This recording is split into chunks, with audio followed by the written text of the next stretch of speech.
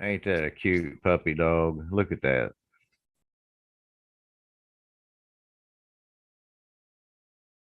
Yeah, I'm talking about your face, your puppy dog.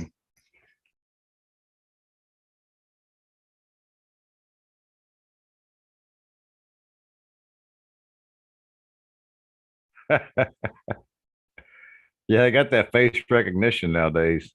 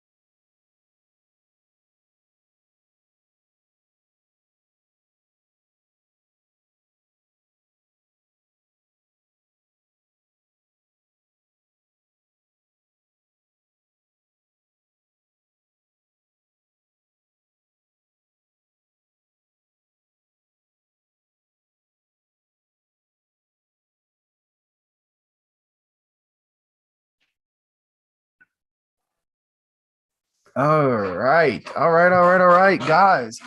It is that time. It is what Robert would say the 10-10 podcast. But It's 10-10. It's Yay. 10-10. Well, it's 10:09. It's 10:09. 10:09. We're a minute early. I always get the stream itself going usually just before 10 with the picture of the live broadcast and our logo and stuff saying what it is and everything, and it starts at 10 o'clock. I get it going and give everybody time to get in so we don't start before you guys get in since we're live, and so that's why we usually start a few minutes after 10. So it's almost 10:10, as Robert calls the 10-10 podcast. We are here at Area 51. This is the Alien Factory podcast, episode number 14, and we are here tonight with the regular cast of characters here in the room. We have the man, the myth, the legend, who was chomping at the bit to say something just a second ago, and he is also the number one team driver, Robert Cook. How's it going, Robert? It's going pretty good. What I was going to say, if it wasn't for Scotty texting you, I don't even know where we'd be getting started right now. Well, thank you, Scooter. We had to text Mike to let him know it's Thursday and it's a league race coming up. Yeah, and sometimes you guys got to text me or remind me about the Monday night Strength of Field broadcast too. And I'm surprised you didn't have to tonight. I get just anyway, I don't sometimes I lose thought of what's even going on, and you guys have to let me know. But I don't know. Surprised me that you know when it's Saturday. Hey, it surprises me that I know what any day is.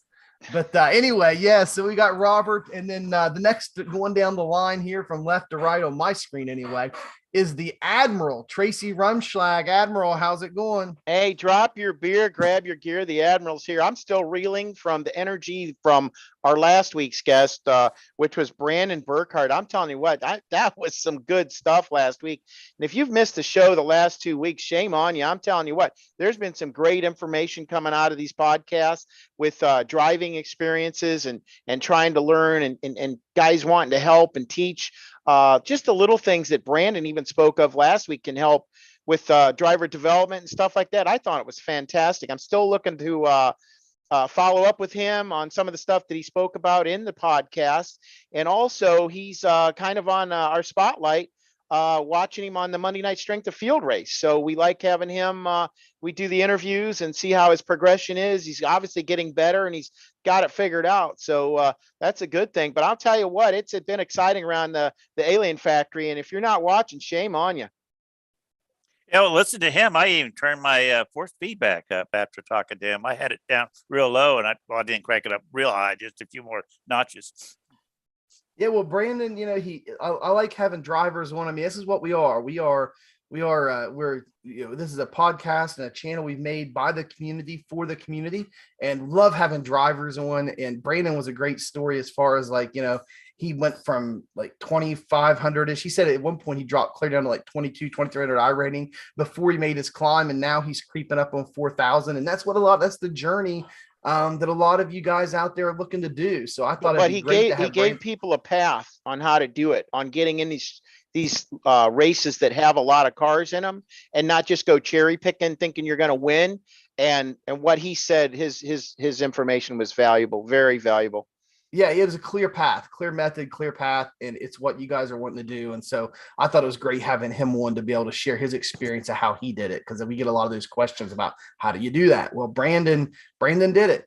And the other reason why we like to showcase him in the Monday night Strength of Field races is because he did it. He got there, and 6 months ago he wasn't it. He didn't have a high enough I rating to make those Strength of Field races. So we like to check in on him on the races to see how he's doing, and it's also worth noting that, like when you're out running the midday races and the late at night races, and you're finishing top 10, top 5, man, when you get in that Strength of Field race, it's a whole different beast, Trace. I mean, you got the best of the best of the best out there, and they are fast. Right. And Brandon's top 5 in those other races, but he struggles to make it the top 15 in the Strength of Field races sometimes. He does, but his philosophies are still working, because he starts really far in the back and he's not driving over his head is the thing, but he's still seeing mid-pack results, gains on his I rating, safety rating. He's not getting himself into bad positions and gaining as he goes. So I'm sure that's going to change, and he'll start mid-pack and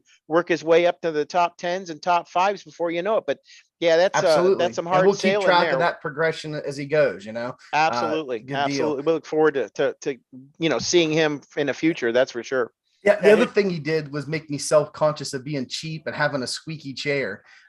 This chair like leans sideways and squeaks around, and I'm too cheap to buy another one. I need to buy another one, but I'm trying to like lean back in it where it doesn't squeak and stay still. So none of that comes through the microphone this week. But yeah, guys, go check that podcast out. It's there in our podcast playlist, our Alien Factory playlist, and that was last week. So yeah, check that out. Next on the line on my list here is Scooter, Scotty Stevens. Scotty, you built your own set this week and you had some success with it. How you doing this week? How's your racing been? Oh yeah, seriously, I'm here. My racing this week has been horrible, man. I think I've lost like 300 I rating. Sorry, I'm mute. And it's just, just dumb things. Like last night I got in a race with a setup I'd only drove 3-4 laps on. I thought, well, this drives pretty good. I get in a race with it and I was ready to kick your butt. I was ready to burn the right rear off on the second lap, I think it was. And I finally got the car where it would drive good, but by then I was so far back and behind everybody else, couldn't catch up. So yeah, but that's because Scott Austin built that one late in the week, and I drove it once and told you I liked it, and then you just hopped right in and got in it. Yeah, but and didn't even practice. I bet you drove 10 laps earlier. You on built it. your own. Yeah, but earlier you built your own. I know. I should have drove my own that I built because it was fast, but I just kept getting wrecked.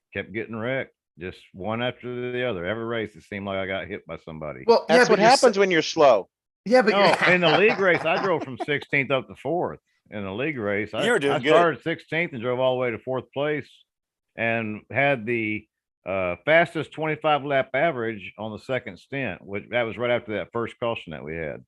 Yeah, but Scotty, your setup is not what causes wrecks. I mean, your setup being fast or slow. I mean, you were just having bad luck getting in wrecks that you shouldn't have abandoned your setup if you liked it and thought it was fast. Well, yeah, that's true. But I thought, well, I'll give Scott Austin's a try because, he put the time and work into it. You bragged on it. I seen him drive it up to like 4th place in a couple races. I thought, yeah, why not? Well, for me, it was just a tick on the loose side from my steering wheel and everything. Yeah, but you also know I like really loose sets too. So. Oh, I love a loose set.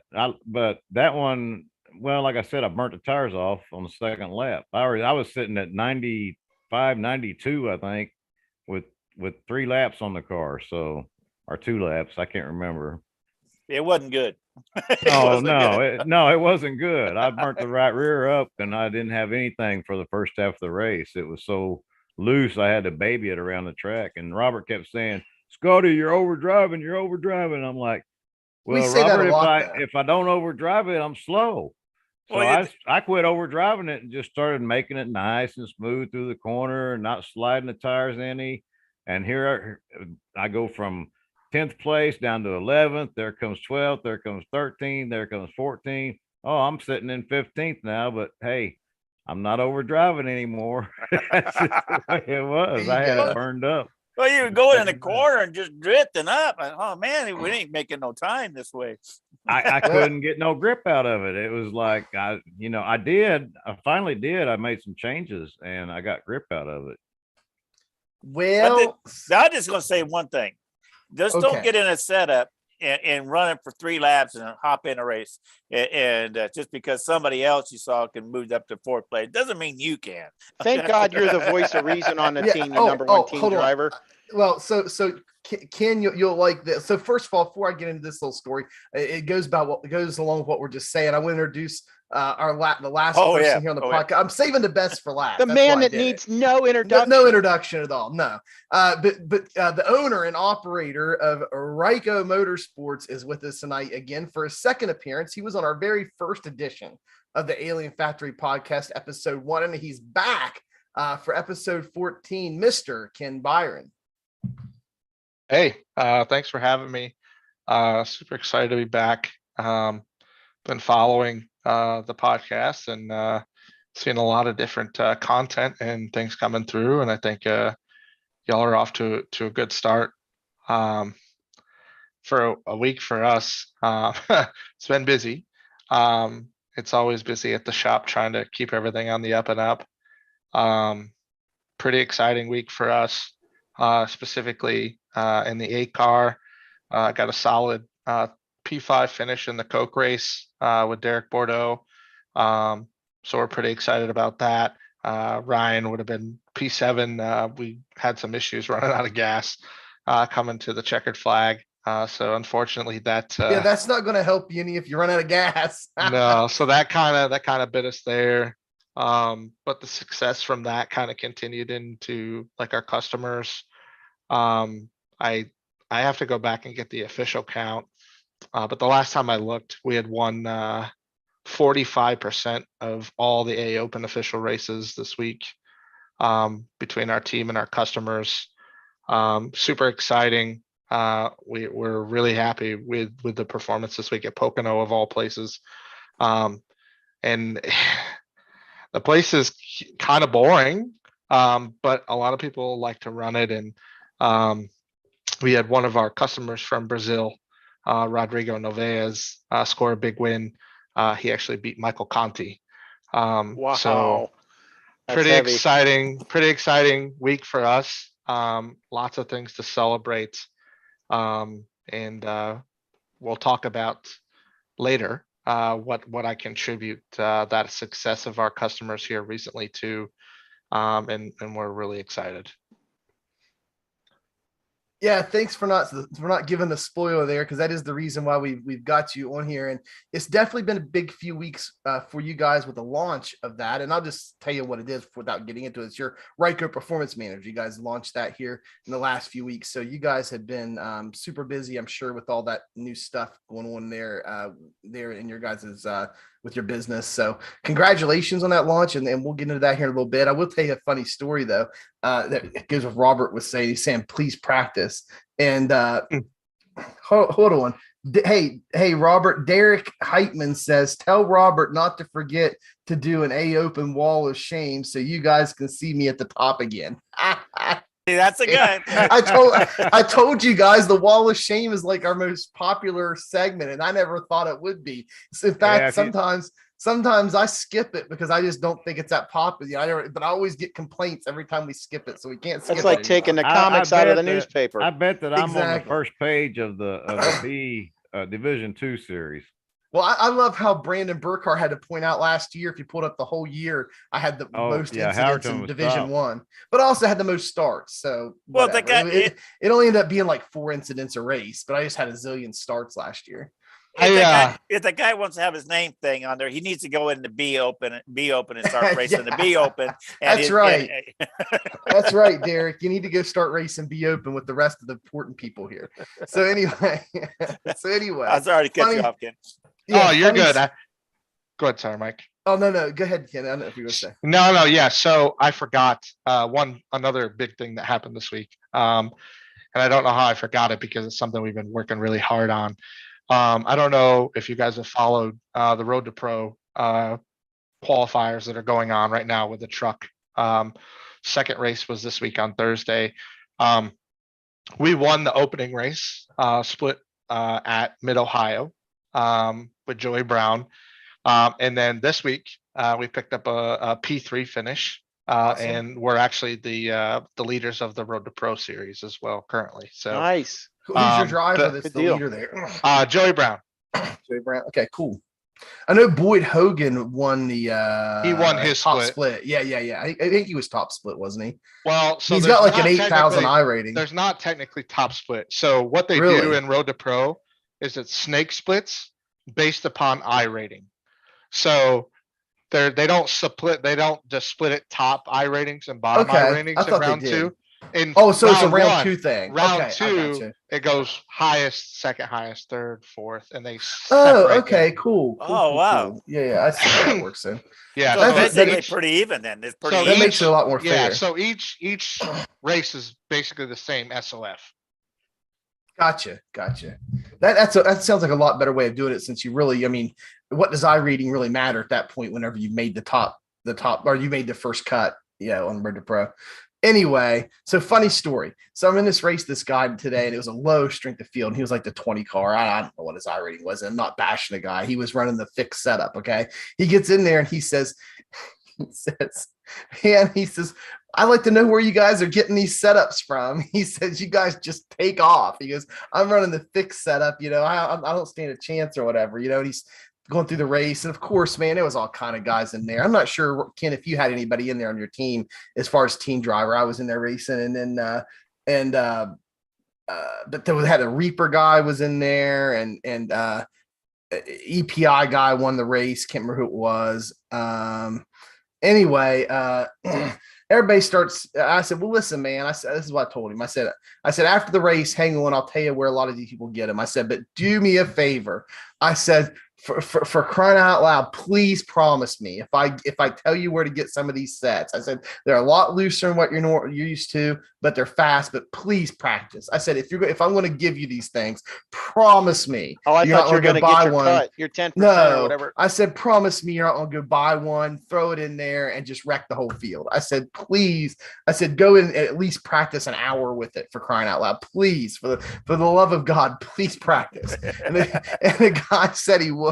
And so, I gave him a list or whatever. And then, anyway, he could probably use some of what Ken's doing here as we get ready to talk about here in a little bit. But yeah, that was just one of those, somebody was wanting to set. They were like, they saw that, most of the people in the race were faster. It wasn't just the top guys, like the whole top half the field just took off from him, running that fixed set. And, and so, yeah, I give him a big long list and said, just please practice. It's no secret where people were getting them from, and the leader put his thing in there, the guy who won the race. But I mean, yeah, Robert, I have no problem. That's what we've talked about before on the podcast. People buying setups is not the problem. The problem is somebody doesn't know how to control their car, needs practice and doesn't. And so I just told that guy, please, if I give these to you practice. Anyway, that happened to me in a race. I only raced one race today. I've been sick. I've been going on mute and coughing some here, but my wife had some crud last week and gave it to me, and now I'm sick with it. And but yeah, at least it's not COVID. I just had that a few weeks ago. So you just got long COVID now. No, I had that the first time. Anywho, anybody else? I thought I was going to do a lot more road racing, Tracy. I didn't do any road racing this week. I just did Pocono. I like Pocono. I'm one of those guys, Ken, that I really like Pocono. I've always have. And I try to get fast there. I did pretty good. I ran your guys' set most of the races I ran this week. Ran up my league race. Got second place in the league race right behind Doug. Doug blocked me and threw his big bumper. It was a green-white checkered, and he stayed out on like really old tires. Mike, that's never stopped you before.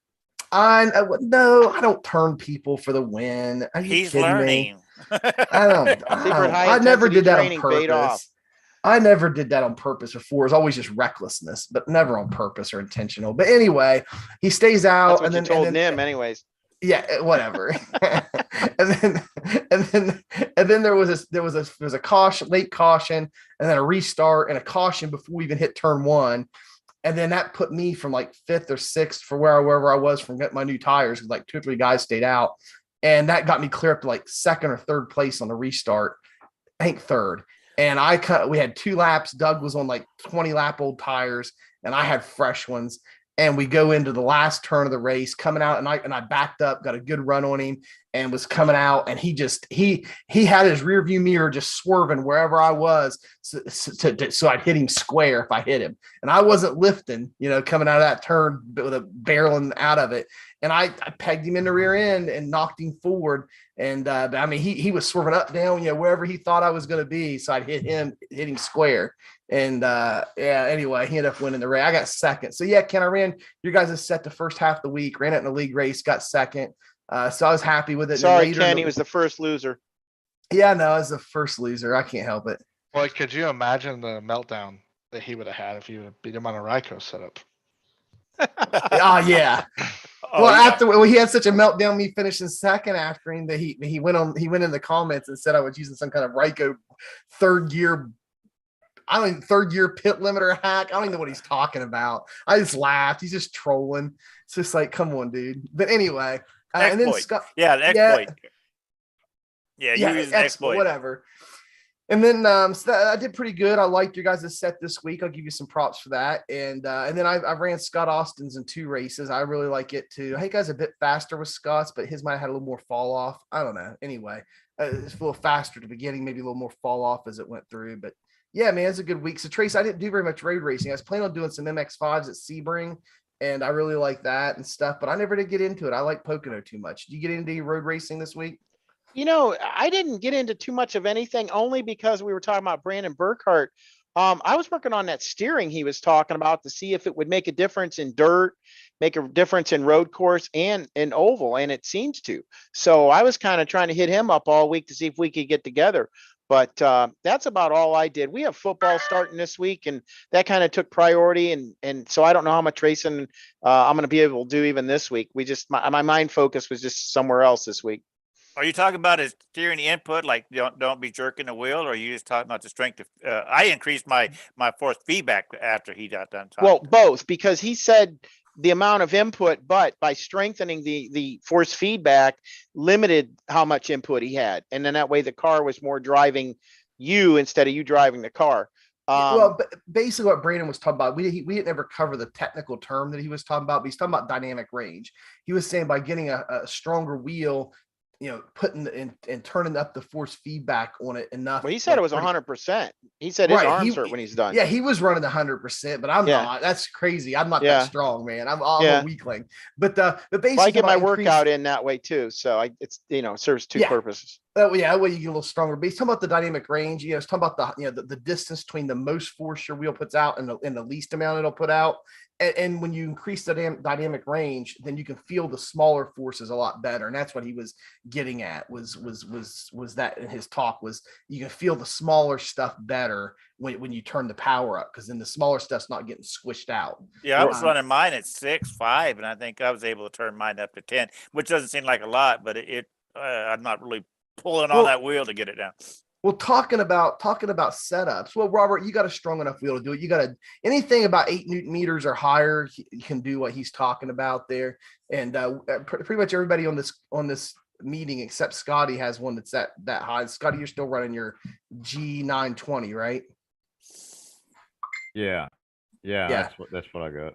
Yep. So speaking of setups, Trace, I know you wanted to talk to Ken about his. I mean, last time he was on, he was showing us pictures of his unfinished rig that looked like we need a rig update. That's all. Just throw some wheels on it. That thing looks like it'd be street legal to drive down the road. So Trace, go ahead. I know you were the most curious about it. Not much I can do. It's Ken's. He's going to have to share. That's all. Yeah. So where's it at, Ken? What's the update? Ken, you're muted, bud. You're on mute. It's all put together, of course. My camera doesn't really move too well. Let me see if I can kind of try to reposition this a little bit. Well, that's your rig, but where's the car that it goes in? Oh, it's okay. It's in there. I got you. So there it is. The roof is back over here behind me on the floor. Oh, that's why I didn't recognize it, because I had a roof on it last time. Yeah. I saw it. Yeah. So I removed it because my kids at night, they tend to wake up quite often. It's a lot easier for me to just stand up and walk out than have to move everything every night. Right. Yeah. So like, if I know that I'm like, gonna be in there for a while by myself, I just put it back on. It's very easy. But yeah, I love it. I feel like I've gotten more consistent since I've gotten it, honestly, because everything is positioned where I want it, and it reminds me a lot of the days of racing in my own car. So I enjoy it a lot. Yeah, so I checked out your monitors on it, Tracy. Man, it's been a couple months ago. We did a lot of monitor talk on the podcast, but those look like curved ones and pretty wide, and you got 4 of them. So what kind of monitors do you have on that thing? Yeah, I have the Samsung G5 32-inch curved 1440s. And now those are what 21 by 9 aspect ratio. Honestly, they're a little I wide. think They're not like the super ultra wide, but they're like ultra. They're not. They're ultra wide. They're like they're a little wider than 16 by 9. I think what I saw. Yeah, and like they're nice. They're very clear. I have no issues. In my opinion, Samsung product for monitors. It's amazing. 1440p, you can't beat it. They're awesome. My personal, like my gaming desk that I'm at now, another monitor that I recommend is I think it's AOC. I have a 49-inch AOC curved. Nice. That I play all my shooting games on and stuff like that. And now is that the super ultra wide, like huge oh wide yeah, curve? yeah, it wraps out. And this is what I use for Fortnite and Valorant, Call of Duty. Hey, I got somebody else that everybody can make fun of playing Fortnite. I'm not the only one. Hey. I play some Fortnite with the kids, man. Hey, and, I'll tell you this. Everybody makes fun of me. Anybody that wants to make fun of me, I'll play you once. I bet you won't play me again. Hey Ken, what field of view do you end up using in iRacing with those screens? Because they look like they're pretty close to you. You want me to be 100% transparent with you? I sat down at my rig and I made a few clicks and I'd go out and I'd run a few laps to know what felt comfortable to me. I'd stop, I'd make a few more clicks until I got comfortable. I honestly couldn't tell you what it's at. Okay. And I'll normally, like when I race dirt cars, I'll bring it in. Like when I race like midgets and sprint cars, I'll bring it in like 5 clicks closer. But ultimately at the end of the day, like it's just, I go based off of feel. I race stock cars for a long part of my life. And I've always learned that, yeah, like FOV and stuff like that, like the numbers make sense, but you also got to know what's comfortable for you to be able to see. And I'm able to, when I look on my right monitor, I can see the back, almost the back of the passenger side window. So I can see when people are out there almost the whole time. Sure. Okay, and I agree with that because you can cross-reference real world versus iRacing, which is not a bad thing. Yeah. But for people that just do iRacing, we're just groomed or whatever to go to the calculator and if you're not running that, you're going to be horrible. But most of the better racers are the guys that can adapt, and once again, that's the information that we're trying to get out from our racers.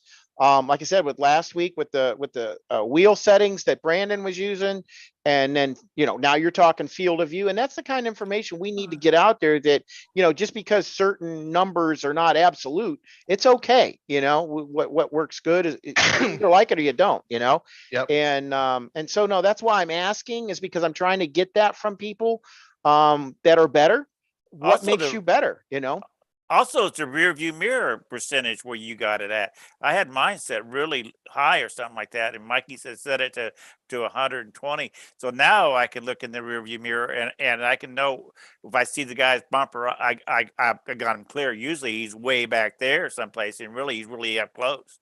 So you're saying 120 degrees, I think it is. That's where in you the got rear view. Yeah. Yeah. The reason for that is because, especially for racing a single monitor, you can actually see the person's car.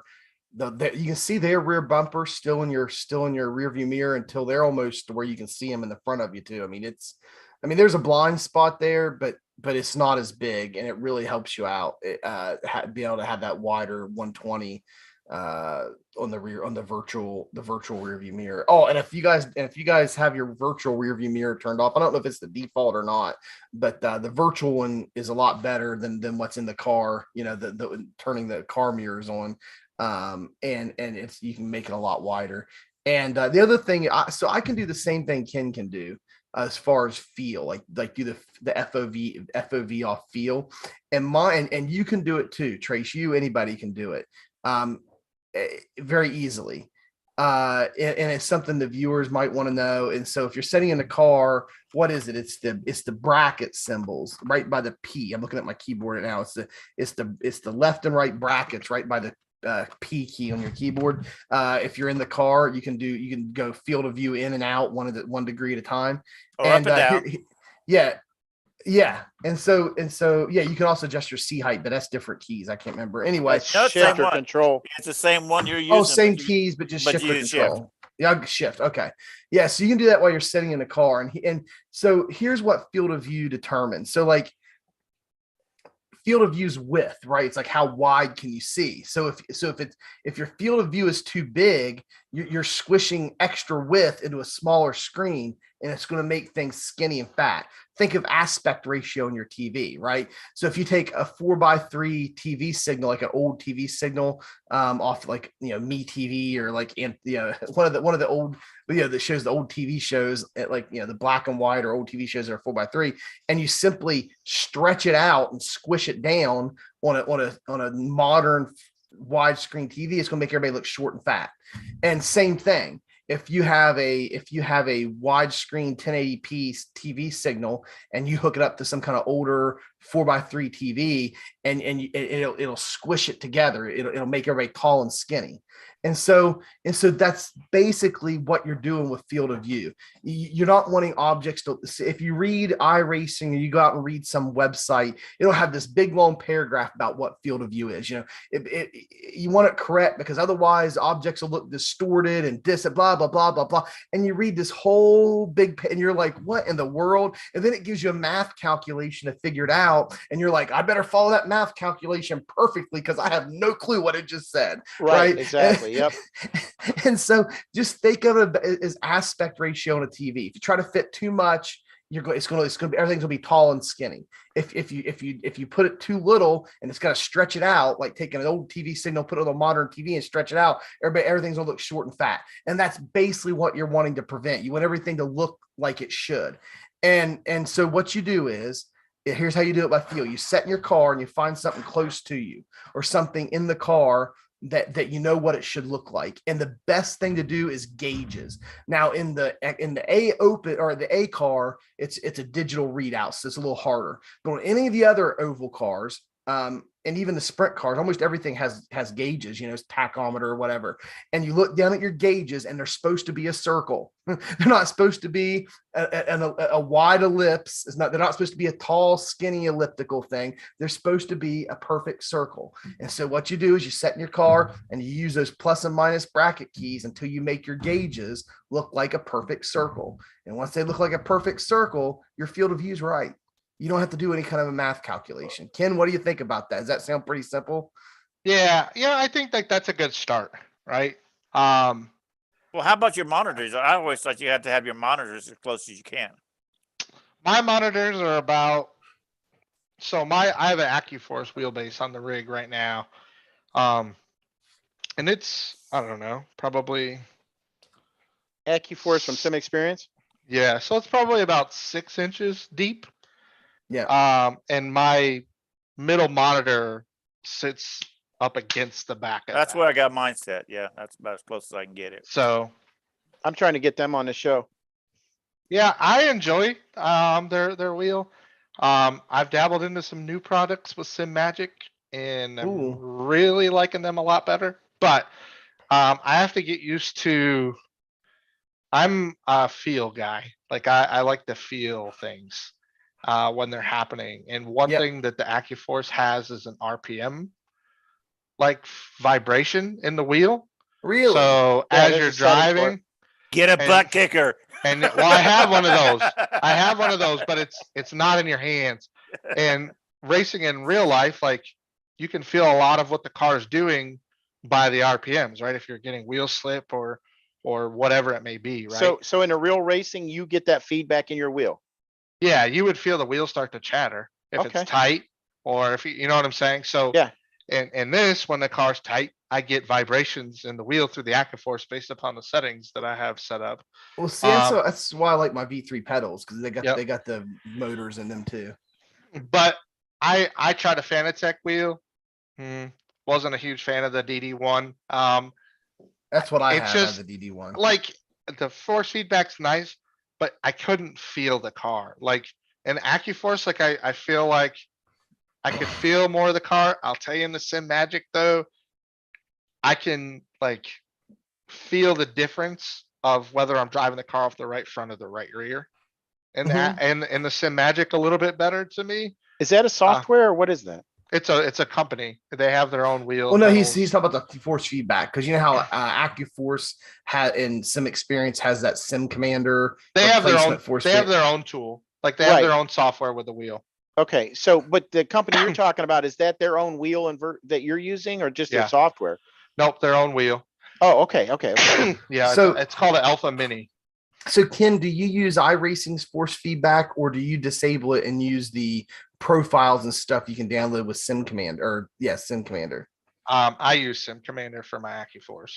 Yeah, that's what Trace uses too. Yeah. I'll tell you, me and Brandon were talking last week, Ken, and I like Fanatec. Like I really like. I've used Thrustmaster stuff before. I've got a spare G29 over there, but like I really like, and by the way, the last few updates in the drivers have been great. In fact, they just released a new beta driver on Fanatic where they completely rewrote their driver from the ground up for specifically for force or for direct drive wheels, because everything they sell now is a direct drive wheel. They got their their CSL DD line with the two power bricks. So it replaced the Club Sport as well. And then they've got the DD1, DD2. So like everything's direct drive. So they completely rewrote the driver, just released it. It's a lot smoother. Even before that, they'd taken a lot of, because one problem I had with the force feedback on the Fanatic stuff was it was and I'm not talking, I had no problem with the I had the CSL Elite, and then I had the Club Sport Wheelbase 2.5. The Club Sport Wheelbase 2.5 was really good. I liked it. I mean, it's best belt-driven wheelbase you can find out there. And anyway, it was pretty smooth, right? But when I got to my DD1, I noticed that it was kind of choppy. Like the force feedback was grainy and choppy, and I was shocked that it was like that on a direct drive. So anyway, the last several updates they've had over the last 8 months has really helped fix that. If you run the interpolator just a little bit, like 4 or something. But anyway, and I like the V3 pedals. It's got the rumble in it, like you're talking about. So you can set the throttle up to rumble just a little bit whenever your wheels start to slip and spin, and then you can do the brake for if the brakes lock up or you start to slide a bit. And then I've got this right here I use in road racing, and this is their F1 wheel.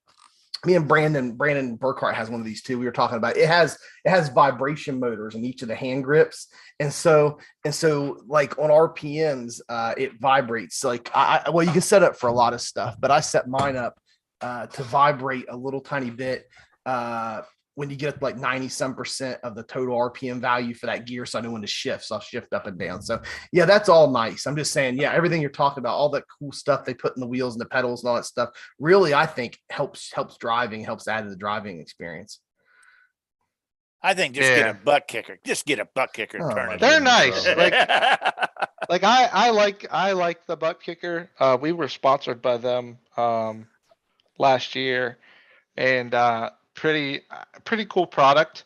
But nothing can replace what I can feel with my hands. To me, my only issues with butt kicker, I get it turned up where I like it, but it will run hot and then it was shut off. So you can't run it all that vibration you really want. Well, you ride it like a horse every week. What do you expect? Well, yeah, but you want that little rumble, and when you want to sit there and hear that, you can turn it up where you can sit there and feel that motor vibrate while you're sitting, and it just feels right. And then if you race that way, you got a lot of bumps on the road.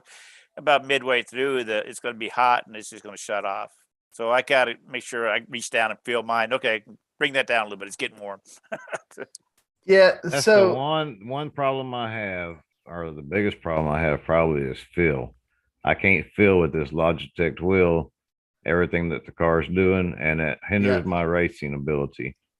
It does, and it's because it doesn't have the dynamic range. Scotty is on your wheel. You only got 2 Newton meters of force feedback to work with. And this thing will sit and vibrate going down Pocono, down the long stretch there. It just sits and shakes back and forth. I don't understand why it does that, but it's always done that. Well, it takes like it takes all the force feedback that it can put out, and it's got to squish all of it way down into just 2 Newton meters and get it all squished down and flatten it all out. And that's why, honestly, after having a bunch of different wheelbases, oh my goodness, I could list the amount of wheelbases I've had. It'd be a long list. I started with the Thrustmaster TMX, which is about the equivalent to what you had, maybe a little less. And then I got the TX, which is the equivalent of the T300. And it was nice, 4 Newton meters of force feedback. It was a step up. Then I got the Club Sport Elite. Then I got the Club Sport wheelbase 2.5. And then I got the DD, and then I got the DD1.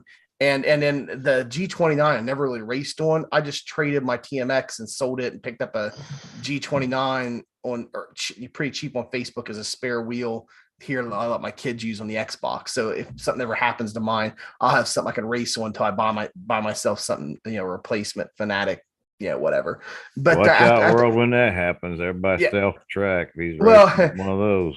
Yeah, well, listen. After what I'm trying to say is, after having all these wheelbases, I can tell you guys that about 8 Newton meters is for me is the minimum. Like that's where you want to be able to feel most of the stuff on the track. Like I race at 12 Newton meters right now, and Brandon was saying he races at like 20 or 25 last week, and I'm like, dude, I mean, I've had my wheel and using that little F1 wheel, and I spun out or something, ripped the wheel out of my hand and bust my knuckles on the shifting paddles and stuff. And that's at 12 Newton meters. Brandon races at like 20 or something. It's insane. And so all I'm saying, Scotty, is when you go to get you something different, I would try to get something that has at least 8 Newton meters. I mean, I think that's, if you're wanting to be able to feel most of what the track offers, you're going to need at least a minimum of 8. Do you run a high force feedback, Ken? I'm right around 10. Yeah. Nothing too crazy. I know like the move used to be no force feedback, but yeah, I don't think that's the move anymore. No, iRacing's force feedback used to be kind of crappy. It's not the best now, but it's better. Like it's like I used iRacing's force feedback and just used my Fanatic interpolator there on the direct drive. And I know Tracy doesn't. So you and Tracy turn your iRacing force feedback off and use the whatever that's Sim Commander. Yeah.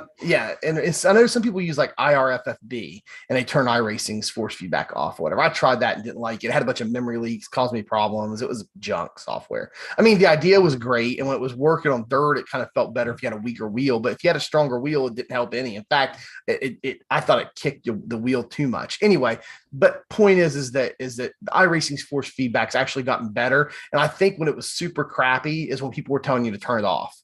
Like when it wasn't bringing the low forces through that good and stuff. And they were like, this is just a pain in the butt. Turn it down real low or turn it off. But now I think it's pretty good. Like, and when you got the replacement software like you're running, it's really good. So I don't know why you want to turn it off. You got to make sure you're not clipping, right? Also make sure your force feedback is not in the red when you got it set, right? Yeah, but you don't have to worry about clipping as much when you're running 8, 10, 12 Newton meters. I mean, well, I'm just talking about Scotty. He's got such a low yes, one. If he's going down the thing and your force feedback is this in the red, you got it turned up too high. Yeah, and if you're running a wheel that's under 6 Newton meters, you really have to pay attention to clipping. I set mine auto. I just let it set auto, and if I like the way it feels in auto, then that's what I drive. But pretty much with a 14 gear or steering ratio, it runs about 14 on the force feedback. Yeah, they had mine on autos at 17, and I could barely turn the wheel. So no, that's too much. That's too much. Yeah, if I go to 8, it'll drop my force feedback down to around 10. So, it's about 2 positions on the force feedback for every ratio of steering.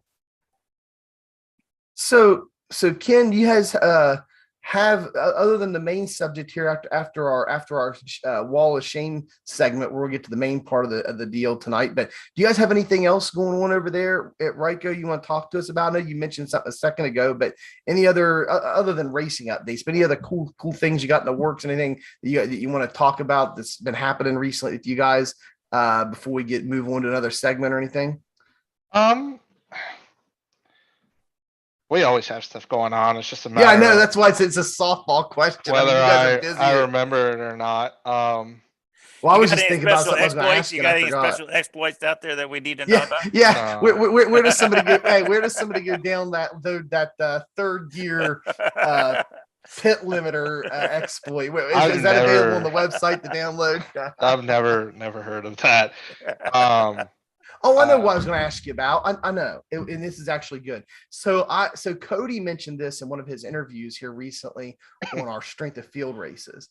You guys got a sponsor, and you can tell us about the sponsor and all this stuff to actually sponsor free setups for customers. And they're not slowed down. They're not base setups. They're the legit real deal. They're what you guys would normally sell. And after you get in hacking up your lung, you can tell everybody about it. Yeah. But yeah, so somebody gave you money and sponsored free setups for everybody. All they gotta do is go download them, and they're the real deal, the fast stuff. So tell us what the setups are for, how you got hooked up with the sponsor, like the whole story, because that's really cool. And and give that sponsor shout out and tell everybody how that happened. Yeah, so I just got over COVID like 2 weeks ago. So this Yeah, cough me too. is still I had COVID 2 weeks ago. still here. So we actually have 3 sponsors that are big partners of ours now. Roasted Gems Coffee. They're a coffee company here in the United States. We actually have our own Ryco Motorsports brew with them. And Ryco Gems, 15% at checkout when you use that. Lone Star Racing, it's a local group of individuals that race together all the time. They run leagues. They've actually started up a SK modified league because that's like the division that they sponsor setups for people under 2000 I rating to help them, learn and understand how to racecraft and things along those lines. They broadcast it the whole 9 yards. And then just recently, we picked up a pretty big sponsor that I'm pretty excited about. Garza Law Firm. So we actually have an attorney that is a sponsor of ours going forward. So does that mean you get free cease and assist letters to send out? That's what I was wondering. Yeah, that's what I was wondering. Yeah. Is that how they're sponsoring you? So we're pretty excited. They're probably one of the best attorneys in Knoxville area. Super excited. Bill Molfeld and the team over there at Garza Law Firm. We're pretty excited. So basically, I had this vision probably 2 or 3 seasons ago, and we dabbled in it a little bit to see how it worked, and it worked well. So I said, hey, let's find some marketing partners to where it's not a bunch, right, that we're making, but we can trade off some advertising and make it worth the time, right, that we're investing, make it, because the setups are still the same speed. They're winning top split races. They're setting world records on the short tracks. Let's create some partnerships with some companies, and let's give back to the community, us and the sponsor combined, right? So we sent out some feelers. We were actually approached by all 3 of those sponsors directly. So we're pretty excited about that. But yeah, so the advanced legend cars, the SK modifieds, the late model stock, the tour modifieds, and the super late models. So all 5 of the short track classes, completely free. All you have to do is join our free setup Discord that we have to be able to gain access to them. You put in your iRacing user name as it appears on iRacing and your account ID. We do it that way so that I'm able to verify that it's not people from other setup shops coming in and taking those and then turning around and reselling them. I know you laugh. But I'm laughing because that was the reason why we had you on the first time. Yeah. So make sure you put plenty of notes in there, Ken. Within the first, we're week 6. We've probably caught 3 to 4 folks from other shops coming in and just reached out kindly to them and said, hey, or the law firm did, hey, yeah. We're not gonna do this. These are free for the community, but you are with another respective shop. I'm just not going to give you permission to the setups. Have a good day, right? So they're not able to gain access to them unless I approve it, and it's a safety net, right? And we want to help the community. And it's nice to see those folks wanting to gain access to them, because that tells me that our product that we're giving away for free is better than what's on the market for sale, right? Or at least it's good enough where they're curious, right? Right. At least it's like, well, I wonder what they're doing, and that's a lot of things. We like, sometimes we're curious about something. Sometimes I'll buy a setup and won't even race it just because I'm curious. Like, what are they doing? Like, what are they doing something that I don't know about or I'm not doing? That kind of thing. Yeah. So we're super excited about that. Jay Jensen, myself, and Travis Rogers are who handle the building of those setups.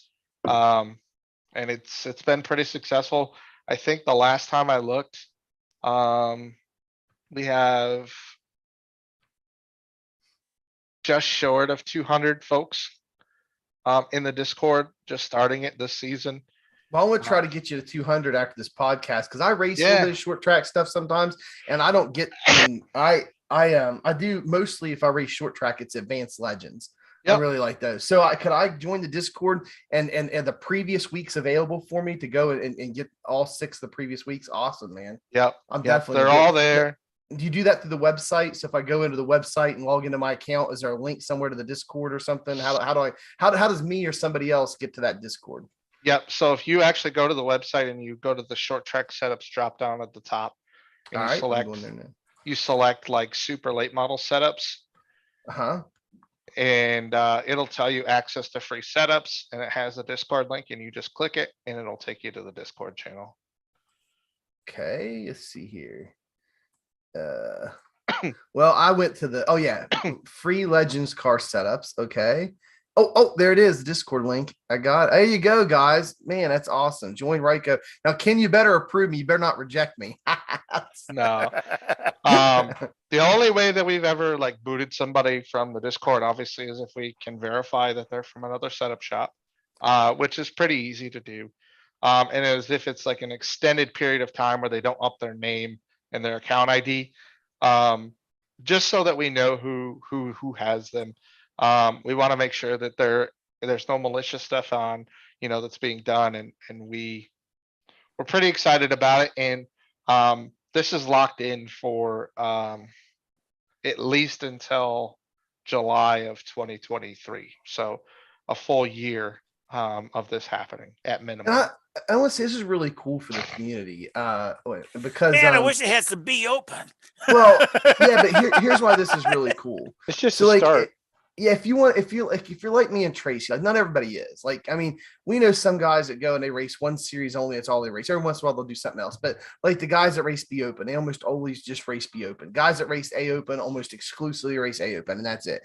But every once in a while they'll drop down if they don't like if it's a road course and the B is at an oval, they'll drop down and race with us or whatever, and vice versa. And so it's not that bad, right? Like, so if I only race B Open, you're set. If I was a loyal Ryco customer, $12 a week is what you guys are selling your sets for now. I believe I just bought one this week. And that's a pretty much the going rate, anywhere from $8 to $12 for a setup from a setup shop per week. But if you're wanting to race like multiple things, multiple series, it can get expensive. Unless you go. So what I do is I go and I'll get like Majors Garage or VRS for all the road stuff I do. Just pay $10 a month, get all these sets, and I'm not super competitive in them. So if the set's not the fastest thing in the world, as long as it's decently competitive, like I'm cool with that. Because I race that. I mean, if I was paying $10 a month per set for all the different cars me and Tracy races, I'd get broke, And so here's what that's cool about. It's, first of all, it's giving back to the community. It's also a chance for you guys to work with some partners and some sponsors. And it's also cool for guys like me who race all kind of different stuff. When the Advanced Legends are a track I like, and I'm not racing that much in B that week because I don't like the track, I'll have to go figure out where to get a set that's competitive in the Advanced Legends, and you're saying here, come be a customer of ours, come check out these free short track sets. And while you're at it, if you race the big car stuff and you race A Open or B Open, here, pay for one of $12 sets. And here's all the short tracks for free. And I think that's really cool for the community. I mean, it helps save people money. It's something that really fosters loyalty, somebody who sees you guys doing stuff like that, it makes them more loyal. And I remember in my business classes in college, they were always like, there's a difference between a satisfied customer and a loyal customer. Satisfied customers happy and satisfied with the purchase they just made because it was the cheapest price or was the best product, whatever the reason was. But a loyal customer doesn't even really think about the price too much, as long as it's not crazy. Like they keep coming back to you because they're loyal to your brand, loyal to you. And so they said you want loyal customers, not just satisfied customers. You start with somebody who's satisfied, but you want to turn a satisfied customer into a loyal customer. And I think that's a great opportunity for you guys to develop a lot of loyal customers doing cool stuff like this and reaching out with these partners. And I wanted to give you a chance to get these the sponsors and partners, get their name out and talk about it a little bit too. Yeah, the individuals that we partnered with, Roasted Gems, as I mentioned, Brandon Zimmerman, he's been a big part of the community recently. He signed on with us. He's actually a sponsor of our team too, on top of doing the short track stuff. So he's actually a full company partner with us. We were one of the first teams, and like I said, United States-based business, free shipping within the United States. Code Ryco Gems at checkout for 15% off. I can't say enough about him and the support that he gives us across the board. Justin Johnson, Slade Johnston, all the guys over at Lone Star Racing that are a part of it. Good group of guys, fully invested in the community. They have road racing leagues that they run, dirt racing leagues. And then most recently, like I said, Garza Law Firm, like they come on, they sign immediately, locked in for an entire year. There was no discussions about let's give it a trial period. They're fully invested in the community in Tennessee with their youth sports, and it's nice to see them jump right in and be invested in the iRacing community. So really excited about that. And again, like it's a way to learn. It's a way to jump in and get the short track setup stuff. Like we would always sell like our short track sets for $5, sometimes $4, just depending. But honestly, at the end of the day, for somebody to be able to develop themselves and to really get to enjoy the sim to start with, there needed to be a platform with competitive free setups so that people can hone the racecraft to be able to move through to A open, B open, C open. Because a lot of times I feel that that's fast tracked. And sometimes I feel that that's fast tracked because people don't have the necessary tools and setups to be competitive in those divisions. Yeah, So you're they preaching try to to the speed choir through that, here. right? Yeah, I you're- feel like they speed yeah. through that, right? So if you provide people with a resource to be able to do that, I think that it creates a better driving experience for them, right? And there's other folks that do free setups, but these are setups that have been run through Motec or things that we've worked on hours and hours. Like these aren't just a copy and paste from the season before. Like they're rebuilt every season. It goes through the same process when we build our A and B car stuff, C car stuff. Oh, So they ain't nobody does that copy and paste, is there? Really? it's all fresh new setups each season. So that's one thing that we're really excited about. So I'm glad you brought that up. And Well, one thing that I like about it too is, at that level, you're not really interested maybe in the learning curve of the setups, to try to take that, because like you said, everybody fast tracks through anyways. So they're not wanting to take the time to learn the setups. So they just, like you say, run whatever and they become missiles and stuff like that. And they just want to come up through the big ranks and all of a sudden buy these setups. Well, by what you're doing, they can focus that what they're doing on the actual driving racecraft part. And that's excellent. I love it. Yeah, I think it's great. and that's very respectable that you create a new setup each time, because you should. The 22 season 1 setups, yeah, they'll drive around the track, but there's a lot of tweaking you can do to make it so much faster for the 22 at season 3. Yeah, temperature, relative humidity, all that All stuff that matters. season, it all takes in play. Especially all the new exploits that are out there. Oh yeah, especially the third gear, got throw them especially in there that third too. gear pit limiter Yeah. exploit there. Yeah, and I'm not going to mention a name on this, as I've talked about in the last couple podcasts. But yeah, if the track has changed and the chassis has changed, please don't post or sell a setup from last season that doesn't even pass tech. Just saying that from an old track. Just I'm not going to mention any more about it, but yeah, please. That's taking copy and pasting from last season to a whole new level. But anyway, so hey, it's that you two can win situation, right? You two can win. Yeah, you two can win. That's funny. And Anyway. we another thing, just real quick, is like you get so many like you would think, okay, they're free, so they just put them out and like that's what they get. But like we still update them just like we would do our A car and B car and C car. Like they're updated throughout the week as we find more speed too. Like Well, it's because not you like guys a aren't doing anything open different, and shut. right? But Like- like for you, it's nothing different because you're still getting paid for them. It's just you're getting paid by sponsors. So for you guys, you're still doing the same work. You're getting the same amount of money. It's the same for you. It's just another day in the shop, right? Another day, Yep. another day in the office.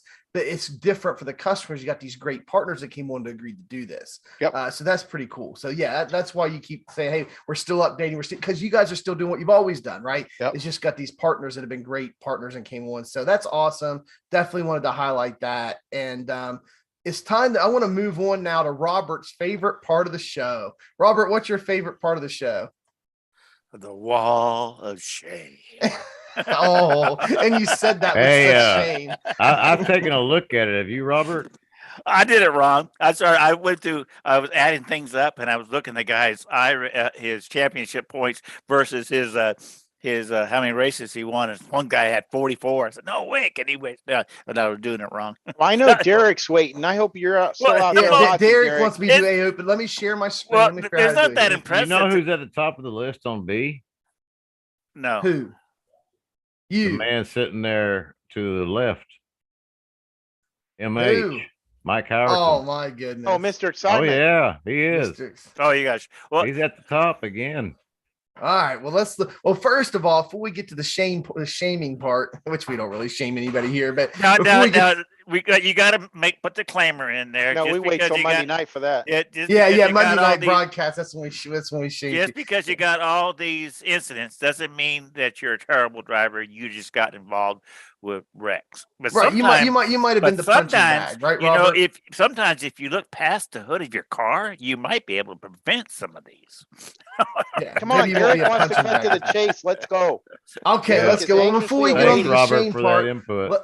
let's get an update here. I tell you what, Ken, you can see my screen. Why don't you give us the update here on the leaders in B Open? So this is your B Open championship point leaders. I know you're gonna love it because your guys at the top. So Ken, you got it. Why don't you walk us through the roundup on the championship points here?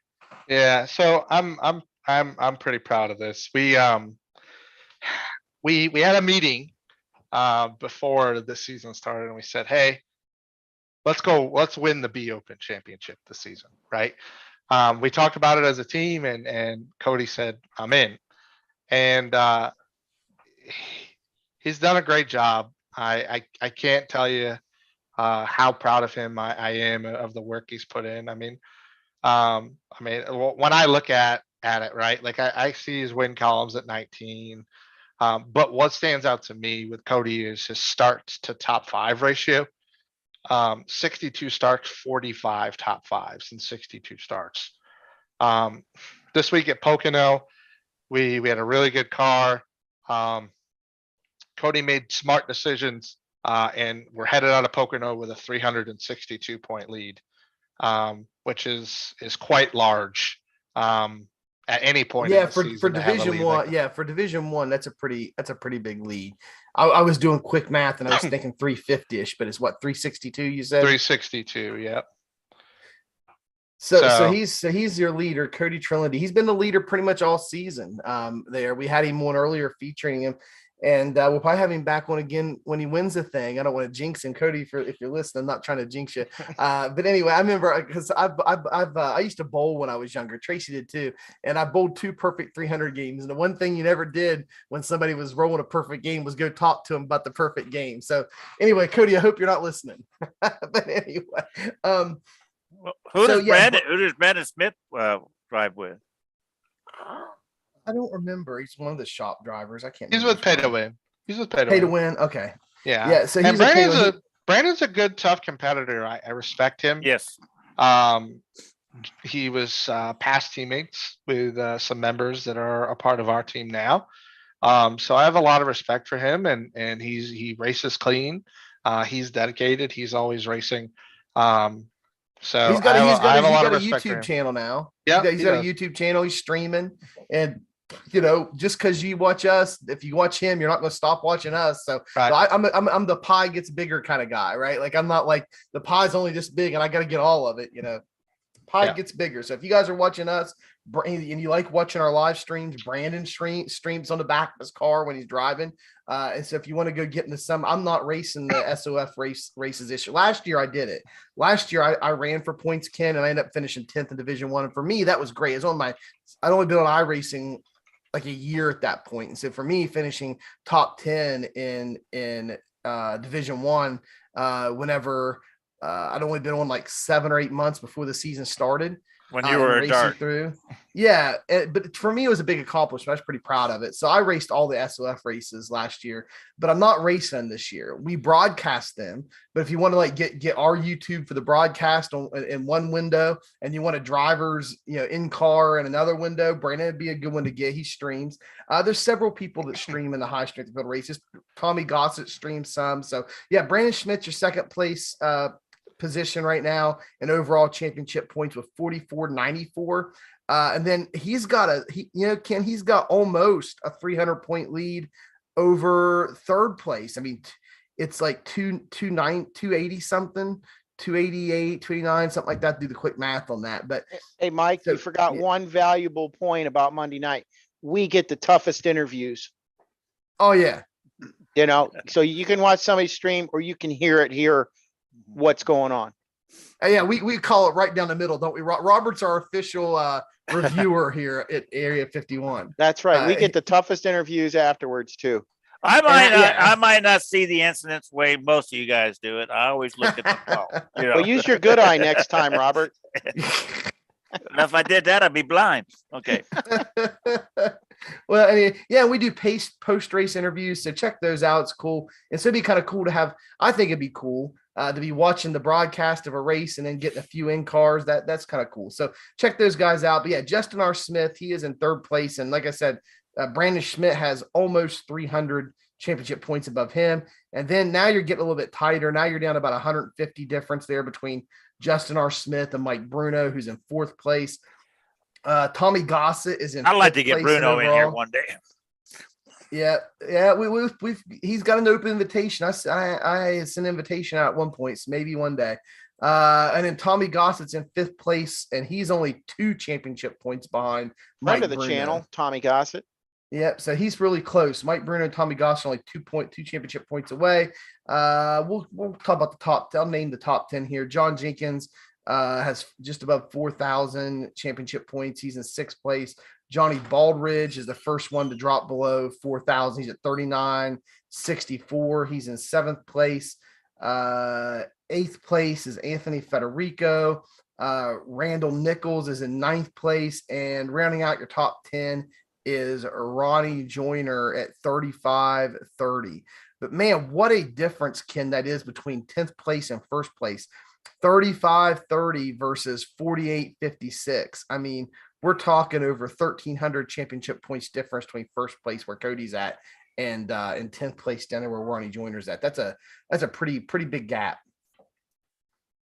Yeah, these long seasons take a lot out of you, and they take a lot of consistency. And we go out and we try to make sure that we finish consistently well. And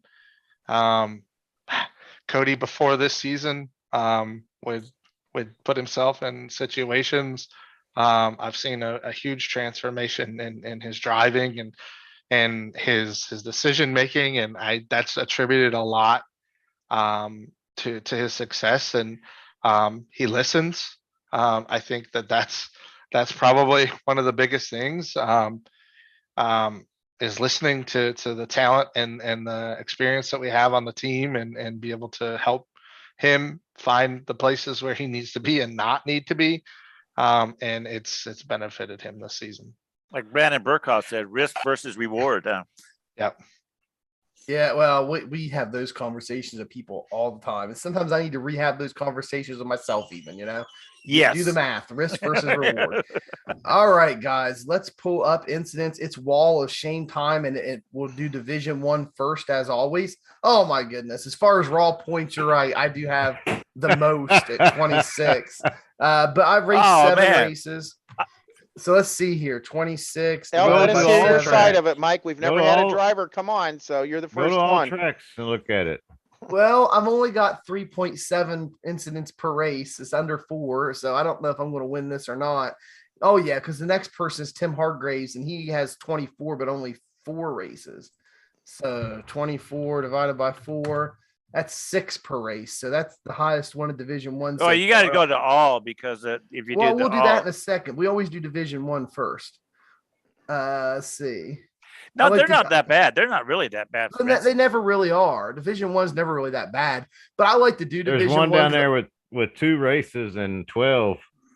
There's That's one still with 6. There's one. Jacob Reeves has 2 races and 14. Oh, Oh yeah.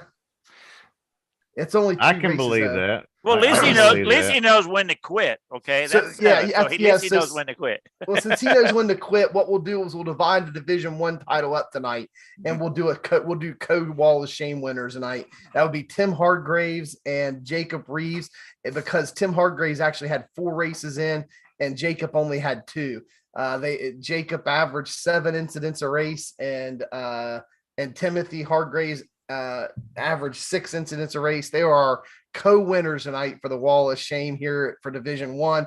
And the reason I like to do Division 1, is because Division 1 guys, sometimes we get there's a little bit of an ego, and every once in a while we just need to look at our incidents, and yeah, so I'm top of the board in raw incidents, but I did 7 starts. That's a decent amount this week. Like I said, all incidents is not based on your driving skills. Okay. Yeah. See, Doug Bell That's had just 10 hard races this racing. That's week. all it is. Hard racing. Eduardo Oliverio had 14. I mean, I had a relatively decent number of races this week at 7. Now, he I'm been actually- doing good. Have you watched the professional NASCAR drivers? I mean, it's just hard racing. That's what it is. So all right, guys, you asked for it now, Robert. Let's just do all divisions. This is where the numbers get big sometimes. No, I think it's the second guy. I think he's got the most right there. The second one at Donald Lucas too. Yeah, he has 105, but he has 23 starts. I don't think that's going to do it. That's a lot of starts. So let's start at the top. Let me do my math here.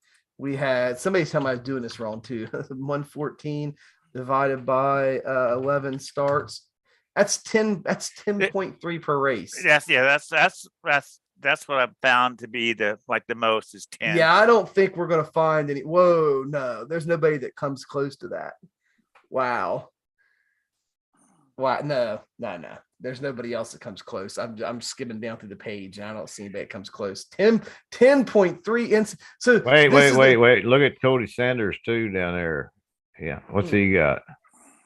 39 with 4 starts. He's still going to be under. That's under. That's almost 10.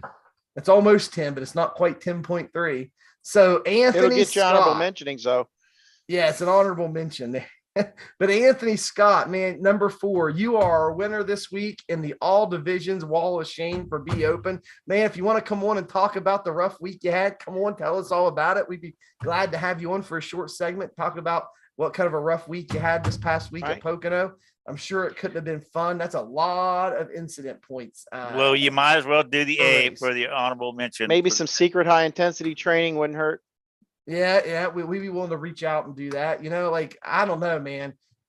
That's a lot of incidents per race for a big track. I mean, on a short track, we've seen some high numbers, but 10.3 on a 2.5 mile track or 2 mile track, that's 2.5. Well, he's Division 9, Mike. I mean, yeah. Hey, I'm willing to feature anybody. We'll feature Anthony. He can come on, man. We'll have fun. We won't give you a hard time. We'll even help you. Well, like I said, some of this has to do with looking ahead. Yeah, we can give you pointers like they give us pointers. You got to go to Division A before we can get that. What's his name? All right, I got guys in the chat, and Robert everybody wants to do Division A before we move on to featuring Ken tonight. So we'll do the A class, A Open. and all divisions, right? Or division Right, one? all divisions, all the. Oh, all the- division one. There he is. Oh, We There's there should he do is. Division 2 on B There's class Derek too. Hitman, and let's Since do me and this Robert are week. both Division 2. This week at Pocono Raceway. Here we go. Oh, Derek, you're slipping, man. You're number 2 in raw incidents, and you got 19 races. You're not going to win this week, man. For Division 1. Diago 76 and 17 starts. It's really not that many. No, there's not that. These guys, I mean, yeah. Let's hold on. Let's talk about this for a second. Go back to the full season, please. Okay, the full season. Derek's wanting to get a bigger shout out here. He's gonna get one. Go back to all weeks. Oh yeah, all weeks. All weeks. There All he right. is. All right, 300 Derek, you wanted us to talk about you. You were begging. Here we go. 313 incident points in 6 weeks. Yes. That averages 52 incident points a week. he's doing good. 84 starts. Oh, no. He's winning. 2 divided by 84 starts. That's about That's four, actually not that almost bad. 4 a race. 3.7 race. He's just racing a ton of races. 80. Not really. Not really. Not really. Well, let's look, Robert. Let's see who in Division 1 has more than him. He has the most. Man, Derek, do you do anything else but race, dude? You have the most. I have at least that many. You know, I only race the 2 or 3 races a week. Yeah, Derek, but we're going to reach out with some super high intensity training for you. So if you want some high intensity training, stop by and we'll fix you up. shoot us a message. We'll send you a link to the Discord. Actually, you're in. He sent me a message in Discord. I'll send him a link right now. Here we go. Invite Derek. There he is. There, Derek. I just sent you an invite to the Discord. Tracy is the master of super high intensity training. He will get you set up, and he will get those incidents per week lower. But dude, you're just racing a ton of races, man. Well, some of these 84. incidents, I just want to point out, some of these incidents could be avoided. Like I've been saying, look past the hood of your car. A lot of people, beginners, are not looking far enough ahead to see. Look at. There's danger there. You know, are you going to go? He's going to go fly in there, or you just going to back off a little bit and wait till the development finishes. You know. Now, as far as You this mean like when I'm goes- sideways on the straightaway and Well- smoke's coming off my tires and I'm sliding and We'll teach you how to counter steer. I'm they talking- can't see me sliding to the left and I was thinking avoiding me? about Richmond. We're going into turn 1 there, and Mike and I was talking about it before we entered to turn 1. Mike said, "I think there's going to be a wreck up there." And we're carrying on conversation, and Mikey goes, "It's wreck is starting." You know, okay, I'm going to go down low, and then we got a teammate that wasn't listening to us all and plowed right in the back of Mikey. Yeah, just about took both of us out. Yeah. Travis Rogers is driving Who off are you their referring hoods. to there? I man?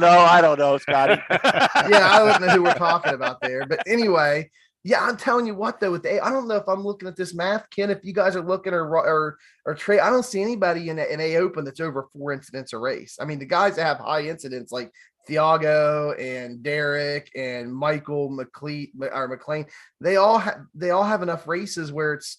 I think Michael McLean is the only one in the top 3 on the page here that has more than 4 race. He has 4.1 incidents per race because you divide it by 10. That's still quite a bit, you know. 4.1. You should have some of these races. You should be out with that. Well, I don't know. I'm saying maybe just getting 10 or 15, 20 in one race or something. Yeah, let's go. We'll go to all. We'll go to all on A too, since we did all on B, and then we'll move on. So we got all on A. You're still looking. I just went all divisions, and Thiago's still the top. Yeah, A Open. I guess A Open's been relatively all. I mean, that's not a lot of incidents. Derek, man, this week, if you go to all divisions, you fell clear down to 9th place on just raw incident counts. Man, you need to step it up a little, get those incidents up. Raphael is averaging 8 incidents a race. No way. Hold on. He'll be our A Open winner. Oh, yeah, he is. Oh, yes. 56 and 7 rate. There we go. Ken found it. We have our winner for A Open this week, all divisions. And that I thought you were doing a drum roll there. Oh, well. We got Raphael. Got to work on the sound, man. Yeah, we need to get some sound effects. Trent, is that Trendade? I can't pronounce his last name. Raphael Trendade. Man, you are the Open Wall of Shame winner this week with eight incidents per race with 7 starts. Oh, dude, that's a lot, man. You've had a rough week again. Raphael, if you want to come on next week, we've made this offer every week. Nobody's taking us up on it, but if somebody wants to take us up on it, Raphael, man, the invitation's open. If you want to reach out, come on next week, talk about the rough week you had. Man, that's two 4X incidents per race on average. That's got to be a rough week, dude. So condolences on the rough week. But that's it. That's our wall of shame for tonight. Somebody else put more messages down here. Derek says Derek's stirring the pot. He says he wrecked me from the lead from an NIS race this morning, and on the last lap, just saying, not sure what shop he drives for. Look sound. Anyway, oh Ken, you're owning him. You're saying he's one of your customers. So this is what happened. Because I seen a replay of this. Now we know. This is great. Now I I seen a replay of this, right? Go ahead. Hey, you know the worst part is like everybody tries to hold you accountable for what your customers do, and that's we've actually created a team page to clear the air of who's on our team and who's not. Okay, It's a nice looking page, by the way. Thank you, I appreciate that. Because I'm just frankly tired of hearing your team did this when realistically it's not my team, right? Like it's our customers. I can't control what our customers do. I support them, I help them, but at the end of the day, like if they decide to make a decision on the track, I can't say, now you're going to take a 2-week suspension. You know what I'm saying? Like my guys on my team, I can handle. So what I watched earlier today in NIS is one of our customers had caught the leader that was on older tires, which is Raphael Trinidad. Or no. That isn't who it was. Said leader blocked, and said leader got pushed into the corner and went up the racetrack and got passed. So, that's almost like happened. That's almost happened today in real life. Ken, I like having you on. We talk about these guys, and you're like, he's a customer. It's like, well, tell us about it. That's great. Just because they're doing your name on the back of the car doesn't mean they're a team. Right? Well, you guys, is your guys' name still you can put on the default? Is your logo still in the default? Yeah, we're still in the iRacing paint shop. So so anybody can put your like we still have that relationship with iRacing. So like anybody can run our logo. I have no control over that. Like right, and not even somebody who rips it off your website, puts on their car with using Photoshop. I'm okay with them running our logo. Like I'm okay with it. Like, but when you say anybody, you literally mean anybody that just goes in the basic stock iRacing paint section can pick your logo and it puts it on their car. Yeah, that's pretty cool. I can't control that.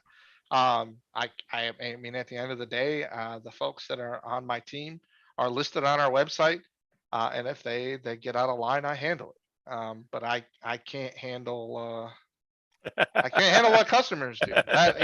That'd be like somebody buying a headset from Best Buy, getting into it with somebody online, and then them calling Best Buy, you're your person. You know what I mean? Like, hold on. So anyway, so we're going to close the wall of shame. Raphael's a winner. I want to stop the share. I want to tell you this funny story I had about this too. So I was never in the setup shop business as far as an owner, but I helped David Lamb a bit when he had started, pay to win. And so like one of the things I did is I went and I was learning how to do paints, and I had taint.net, and then I got GIMP, and I really like GIMP. It's free, good software to do paints with. So I made myself some paints, and I made myself some paints, and they look pretty good. And I was like, hey, David, would it be good advertisement if I just go ahead and make some paints that we can put out there in the Discord or whatever that customers can go run, put up in Trading Paints, make them public. We can advertise them, and our customers can run the pay to win paints they want. Because hey, it's free advertising, just like Ken's doing it. Hey, the logo's out there in the iRacing paint shop. Anybody can put on their car, right? Free advertisement, And so and that's why. So he said, that sounds great, you know. So customers are putting in our car, blah, blah, blah, blah, blah. And it was going good. Well, there towards the end, right when we were kind of falling out a little bit, not falling out, let me think, really got mad at each other. When I left the team, one of the issues he had is that all these people were on these paints and customers are getting wrecks, and people would say pay to win people were out wrecking people, you know. And I was like, dude, I was like, it's like we've gotten sales from this free advertisement. Like we can't control customers. Like we want our name out there as much as possible. We kind of disagreed on that. And so he asked me, well, would you go remove them? And I was like, well, if I remove them, I don't think it takes them off people who already have them on their car, but nobody new would be able to get them. And I don't know what it does on trading paints. And I went through and started to remove some of them. And you know how much time it takes to remove them? I just ended up giving up and quit trying. I got about 15 of them removed or whatever. But like Trading Paint's website is so slow. In order to delete something, you got to go into it and you got to hit delete, and it takes like 30 seconds for it the wheels to spin to think to delete it, and then it takes you back. I put so many of them up over like a 6-month period that I just gave up, and then I ended up leaving the team, you know, and then I just left them up. They're still up there. People can deal, but yeah, same thing. You can't control what customers do. Like I asked them, like, you know, hey guys, if we can, you know, be professional on the racetrack, but at the end of the day, like, what they make their decisions to be, like, I can't reprimand them. Like, I would never even try to. What are we gonna do? Stop selling sets to them? I mean, like, you know, what are you gonna do? Everybody makes their own decisions. I'm not present for every incident that takes place, right? Like I can't watch. Well, let me put a list together of my customers and make sure that I watch every race they run this week, right? Like, at the end of the day, like those type of statements, unless you know that somebody's on somebody's team, is kind of silly to make that statement, right? But I respect it, and the best part about it all is that they're seeing our logo, so that's good. Hey, I want to add something. This is kind of off topic here, but you're talking about advertising. Just to let everybody know, this week, actually tomorrow night at 9 o'clock, the World of Outlaw Butt Kicker Late Model Series returns. 25,000 on the line, and friend of the channel, Nathan Waddell, is going to run the alien head on his car. So he's going to be an alien head in the Pro Series this tomorrow night, Monday night, 9 o'clock. So he's going to be on the car for his whole pro debut. Yeah, that's cool. He asked us for the logo, said he appreciate everything we do to partner up with him. He's, I'm going to run the alien head. And we're like, go for it, brother. So yeah, it'll be in his car in the Pro Series. That's cool, man. Advertising for the podcast. Yep, 9 o'clock live tomorrow. Tomorrow night. Yeah, that's the same time as our Strength of Field. Oh, no, that's right after. That's right after. Right after. We can do the Strength Field broadcast and go catch his pro race and watch our alien head on his car. Maybe he'll win it. But anyway, but Ken, I'm with you. That was my attitude. Lamb's is a little different than mine. That was mine. Hey, it's advertisement. Man, you want to get our name out there as much as possible, you know, and have as many people see it in the race as possible. So yeah, I share your sentiment on that one. So guys, that's the wrap up of the weekly roundup in the Wall of Shame. We're going to transition now and hit our final. You got aliens running around behind you, Mike. You got alien kids and flying over your head. What's up with that? Yeah, it gets pretty wild. I try to keep the background up so you don't see the craziness that goes on in my house behind me, but usually it works. But every once in a while, the background fails me. I don't know who or what you saw. I think you saw one of your naked babies running around. That's what I saw. Well, you probably saw the alien wife and a kid running around without a shirt on, probably. Who knows? Anyway, let's move on. Ken, you're up, man. The reason we brought you back is you and me, you've been working on something. You've been telling me about it forever. You told me about it months ago, and like, Mike can't tell nobody. I'm like, dude, I'm not going to tell anybody. I want to know what's going on. You know, I was like, I'll sign an NDA. And you're like, you don't need to sign an NDA. Just don't tell nobody. Right. And so I had to keep this a secret forever. And you bounced a few things off of them and we talked about it and stuff, and you guys put a lot of money into this, a lot of work. And so Ken, you tell people what it is, and then maybe I want to share my screen here in a minute. We'll log into my account at some point and we can compare my laps, because I bought your set this week, and we can show what a customer will see and how a customer can use it later. But I'm not going to step any more into it. I'm going to let you actually do the introduction. Tell us what it is, what you got going on, and then we'll let the guys ask questions. I know Tracy might have some questions, and Robert and Scott as well. Yeah. Awesome. Well, I'm really excited. And we launched the Ryco Performance Manager, and it's caught so many eyes that we have a few individuals or competition that are going to sound like attempt to imitate it, which we're pretty excited about. We're interested to see how it plays out for them, as long as they do it their own way. It will definitely shows you're moving the needle. Yep, it is. And we're super excited about it, and we're ready to share it more. Today we officially reached 200 pro account users this week, which is pretty exciting, meaning that there are folks that are using the telemetry and benefiting from what that is. So basically, we had this vision that we wanted to build a end all be all type tool, and literally we're just at the beginning. We have so many more things that are going to be coming, but now basically our customers will check out from our website and launch the app on our homepage. It'll come up and it'll ask you to verify your iRacing account, just like you do for trading paints, so that we can verify who is actually buying the setups now. We don't have any phantom or ghost purchases where the setups are falling into hands they shouldn't be. At that point that you verify your iRacing account, you have two options. The first option is you can just click on the data packs section at the top, or you can install our telemetry agent. You don't have to install the telemetry agent to get access to the setups. As long as you verify your iRacing account, you can go right into the data packs page and download your setups manually from there, if that's how you prefer to do it. However, if you download the telemetry tool, it automatically installs the setups to your computer for you.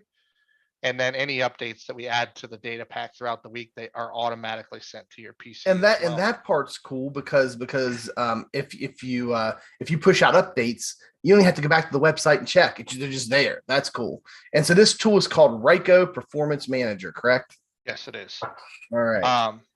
So, and then every week when our builders put together the setups, we share their telemetry from the laps, some laps that they're running, so that the customers can see that and the lap times that they're turning.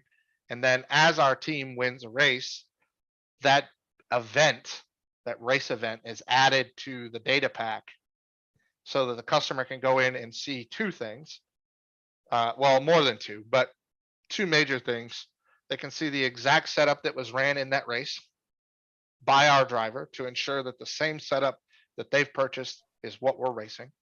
They can also then compare lap by lap telemetry to what our drivers are doing, wheel input, throttle input, and then they can see like fuel consumption, fuel burn. And coming in the next few weeks, each race lap that our drivers put down is going to have a ghost option next to it, to where it's going to automatically populate the ghost car file that you can click on, and it will add it to your PC, and you'll be able to run laps with that ghost car from the specific lap that you selected, all at your fingertips. You're able to choose and pick what lap and the whole 9 yards. So we're really taking it far. There's can a lot you pick more than coming. just one lap, or because you can't have like, so like can you if have like pick 5 laps in a row or something? Well, like you would pick a ghost car and then you would add that O lap or B lap file. It would be basically what it's doing is it's adding the O lap B lap file for you automatically to your PC. So you don't have to do anything but select that lap.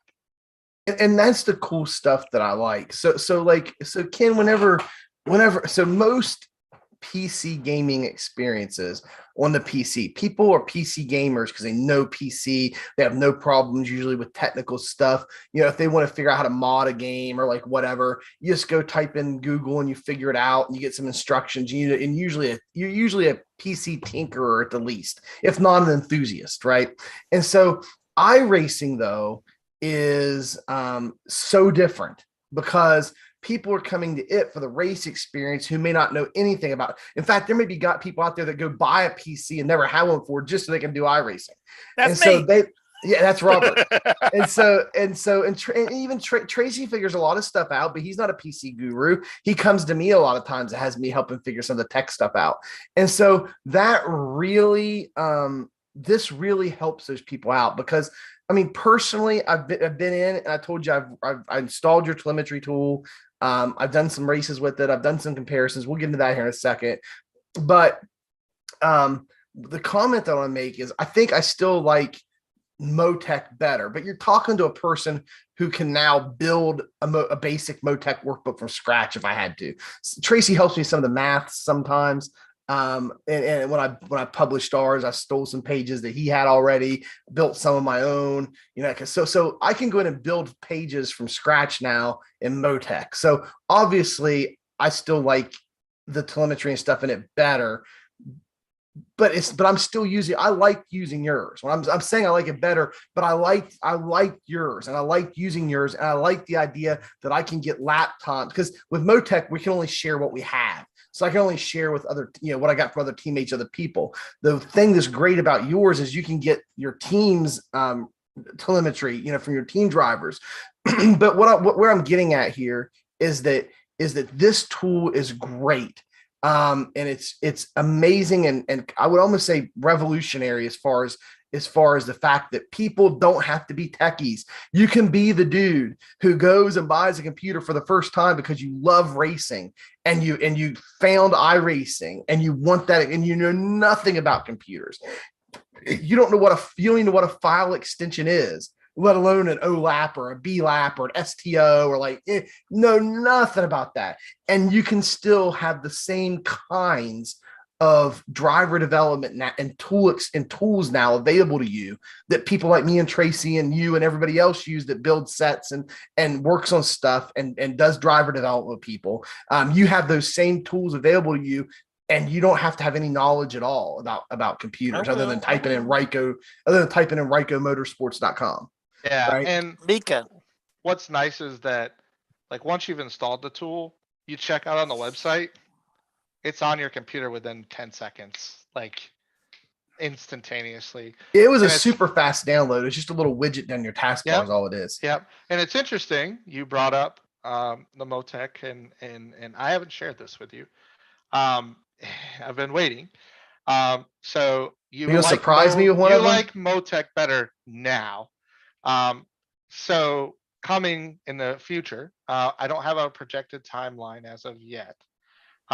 But the same things that you're going to be able to gather from Motec, you're going to be able to gather from our app in an advanced tab, ride heights, shock histograms, the whole 9 yards. We're bringing everything to the tool.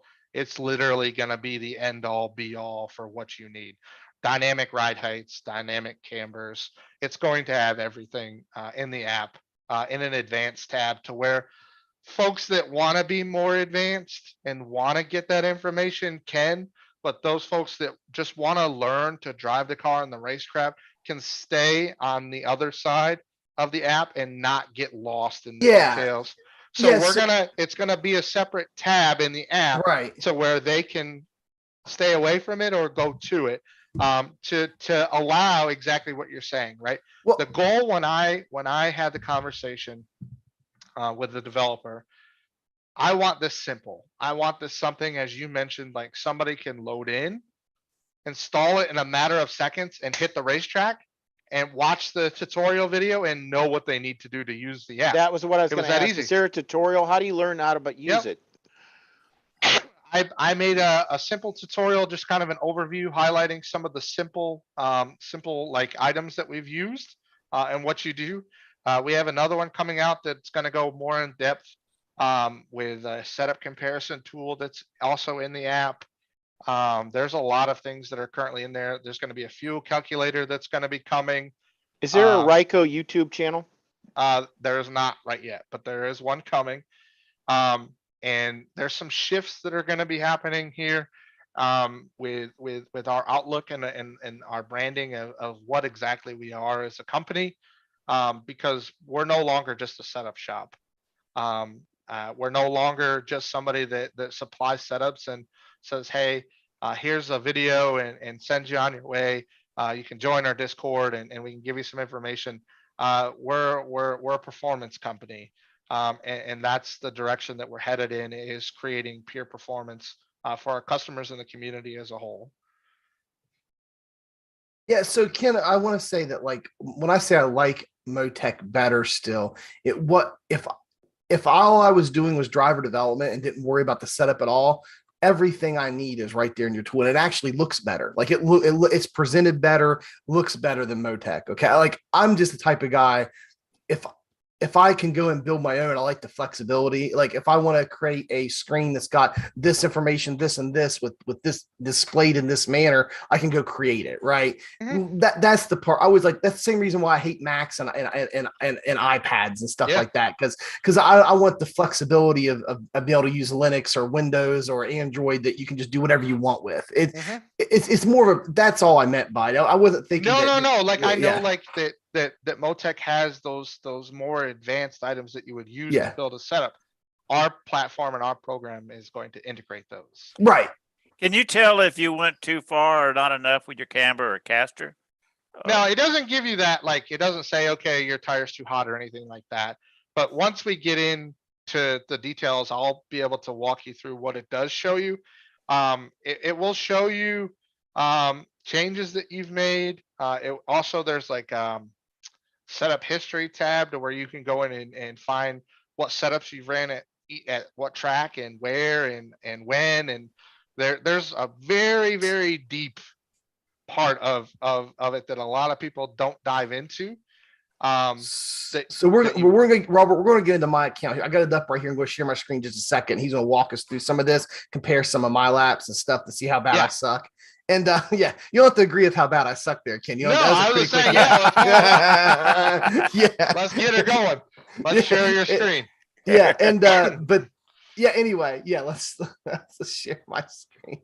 Oh shit. Oh, I don't know what I was gonna say. Hey Ken, don't put too much into this thing because you're gonna kill my Motec video. I got a great 3-part series and I made a workbook. Don't put all that work I did and make it irrelevant now. You'll be able to make a video on my tool. How about that? Okay, that'll work. I'll do one of those. All right, here we go. So let me share my screen here and we will see how horrible I am. Well, Ricky Thompson from Stent Analyzer stopped by too. He said LOL. So he was talking earlier. All right. So let's look at Pocono, right? So well, let's go to the website first. We go to the website. So somebody doesn't know.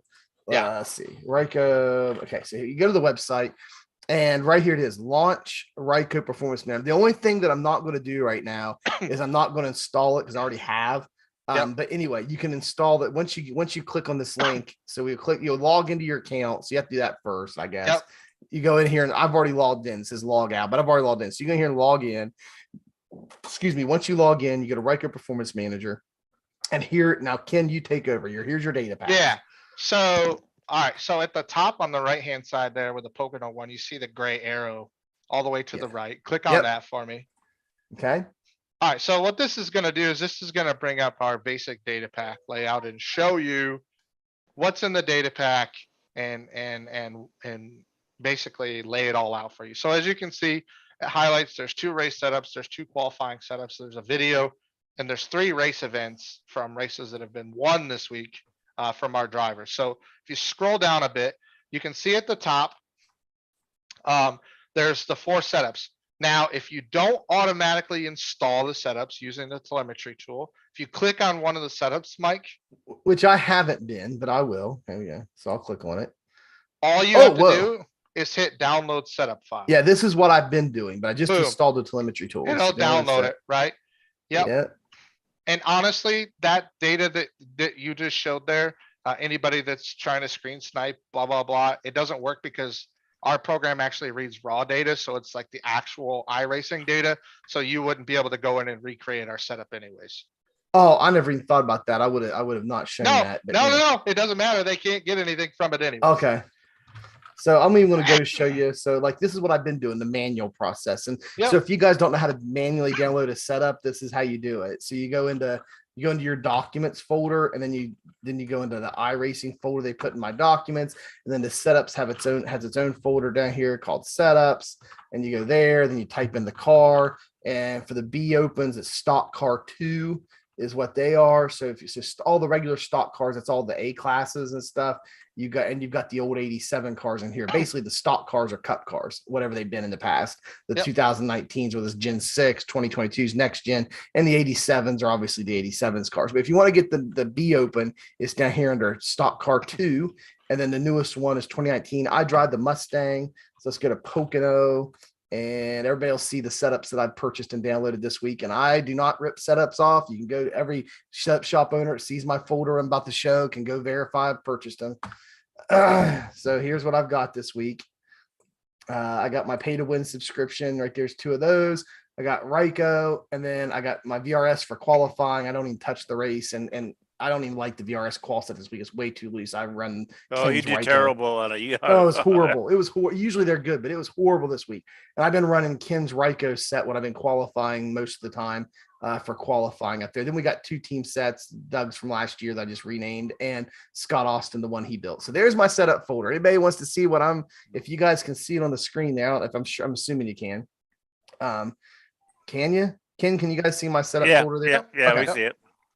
So anybody, it's no secret. This is what I got. I'll show my hand.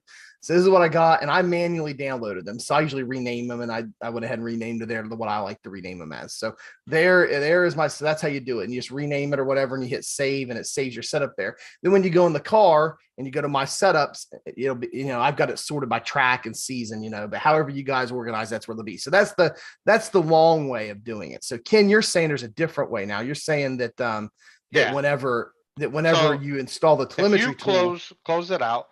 Normally what would happen is once the telemetry tool is installed, it would just automatically show up on your computer. Cool. So you just open up my setups and boom, there it is. It's there. It'll say Ryco Performance Manager, and it'll be a folder. You'll click on it. It'll open up a folder called Data Packs, and it'll have the track, and everything will be right inside of it. Okay, so it's not going to be mixed in with the ones you've manually organized yourself. It's going to be in its own. It's going to be in their own thing.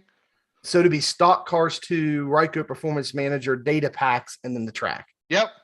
Cool. And then also in this, you can see is our B-Car Pocono tutorial video, the link right there to YouTube. If you click on that, it'll just pop open our YouTube video. Hey, there you go. Super easy. Goes over.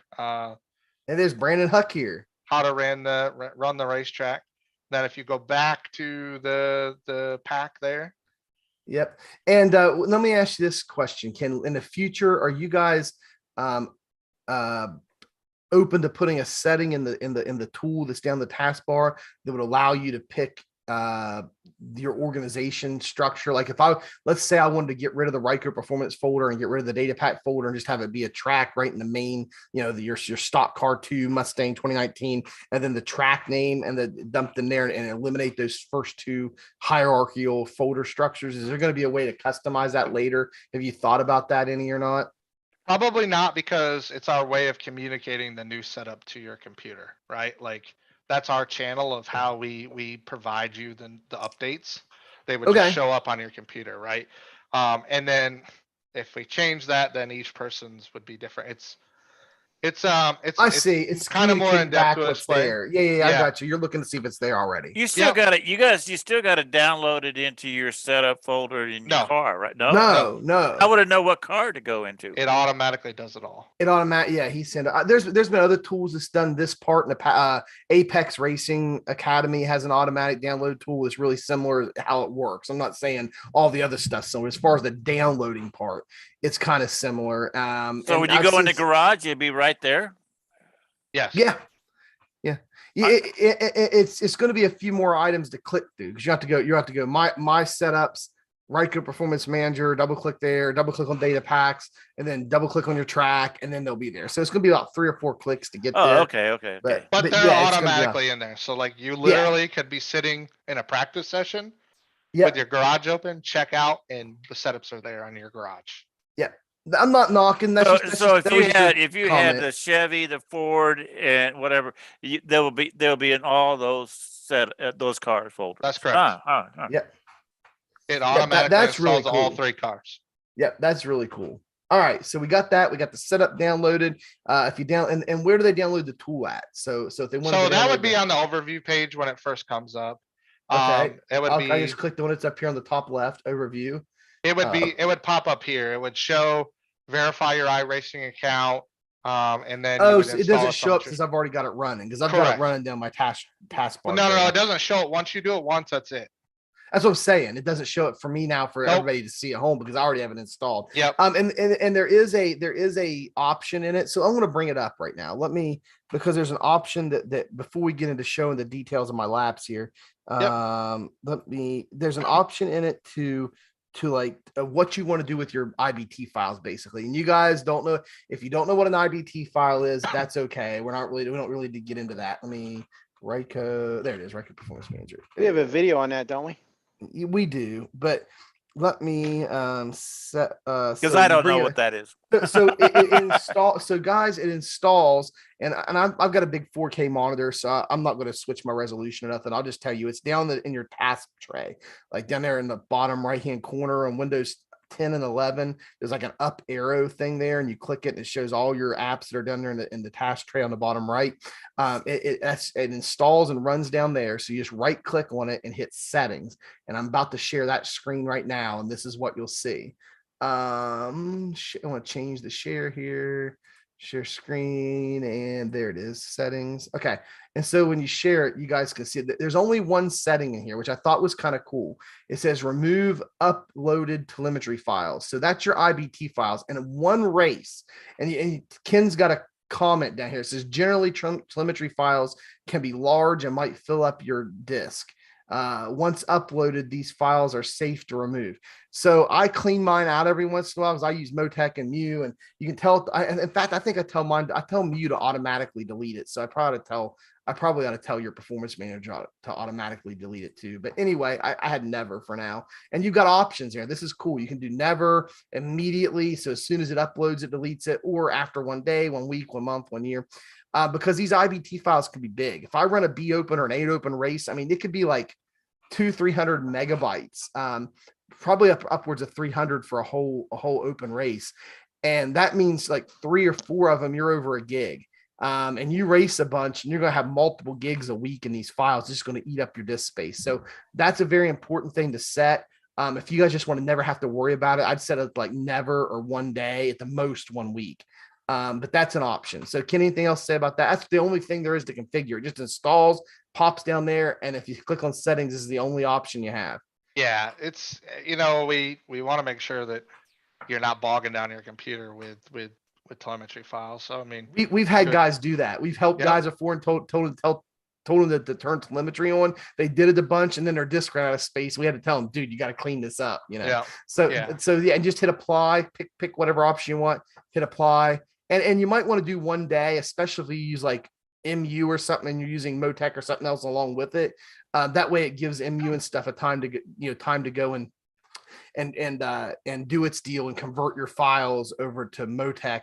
What Motec can read, it gives, if you do after 1 day, it would give that software time to do its job before it deletes the files, and you can have the best of both worlds. You can use Ken software and still have your stuff there from Motec and stuff. So let me get back to the screen here, and we're gonna compare laps. Ken's gonna do some driver development with me here, right, Ken? You're gonna make me fast, aren't you? Yep. Right here on the podcast live. Whether you like it or not. Yeah, live on the podcast. All right, so we're back on the screen here. Drive up. So Ken, let's do numbers. this. All right, so click on the Pocono pack again. All right. All right, so since Cody is your favorite, go Yeah, down we love Cody here. and select the second race event on the pack. So that would be that one right there. Yep. Okay, so these are race. I see they got little calendar things. Okay. Yep. So if they got little calendar icons there, that means they're race events. They're events that happen. So the second one, and you correspond by up here, right? It tells you the 3 different events. Okay, so Cody's one of them. Cool. So, all right. So this brings up Cody's race event. A few things it's going to show you in this pack is the track, the laps he ran, his average clean lap, the car, his fastest lap, his average fuel consumption. Go back to the top. Oh, okay. No, you're good. You can actually see the in-sim date and time, his optimal lap. You can actually pull his results for this session by clicking results on iRacing. Oh, cool. I'll do that. It'll pop up his result. for how the race finished. Now, are you Pull guys up- doing this manually or like putting all these links in there, or is it auto generated? Yeah, no, I don't manually do all this. Yeah, I was like, this wow, is that's all- cool because you got a dynamic link in there back to iRacing and everything. Cool. So, and then as you look back at the data pack, it'll show you like his practice session when he went out on the track, right? Yep. Mostly cloudy, 76 degrees, 72.5, 3 mile an hour west-south wind. Usage was high, 48% humidity. It shows you that for each session. Shows you on the right-hand side, the exact setup that he ran in that session. Don't click on that because it'll pop up won't. and show you the Yeah, that's exact fine. setup to a T. But it'll, when you click on it, it'll allow you to see, to make sure that you're running the same thing that he's Cool. running. So let's say, for example, qualifying, right? So Yep. Cody went a 53.768, and you're like, I'm missing 2/10. How or why? I'm missing a lot more than that, Ken. Okay, My so- qualifying's been horrible this week. Anyway, So do you see where it says analyze all the way to the right of that highlighted pink lap? Yes. Okay, so click on that. All right. There we go.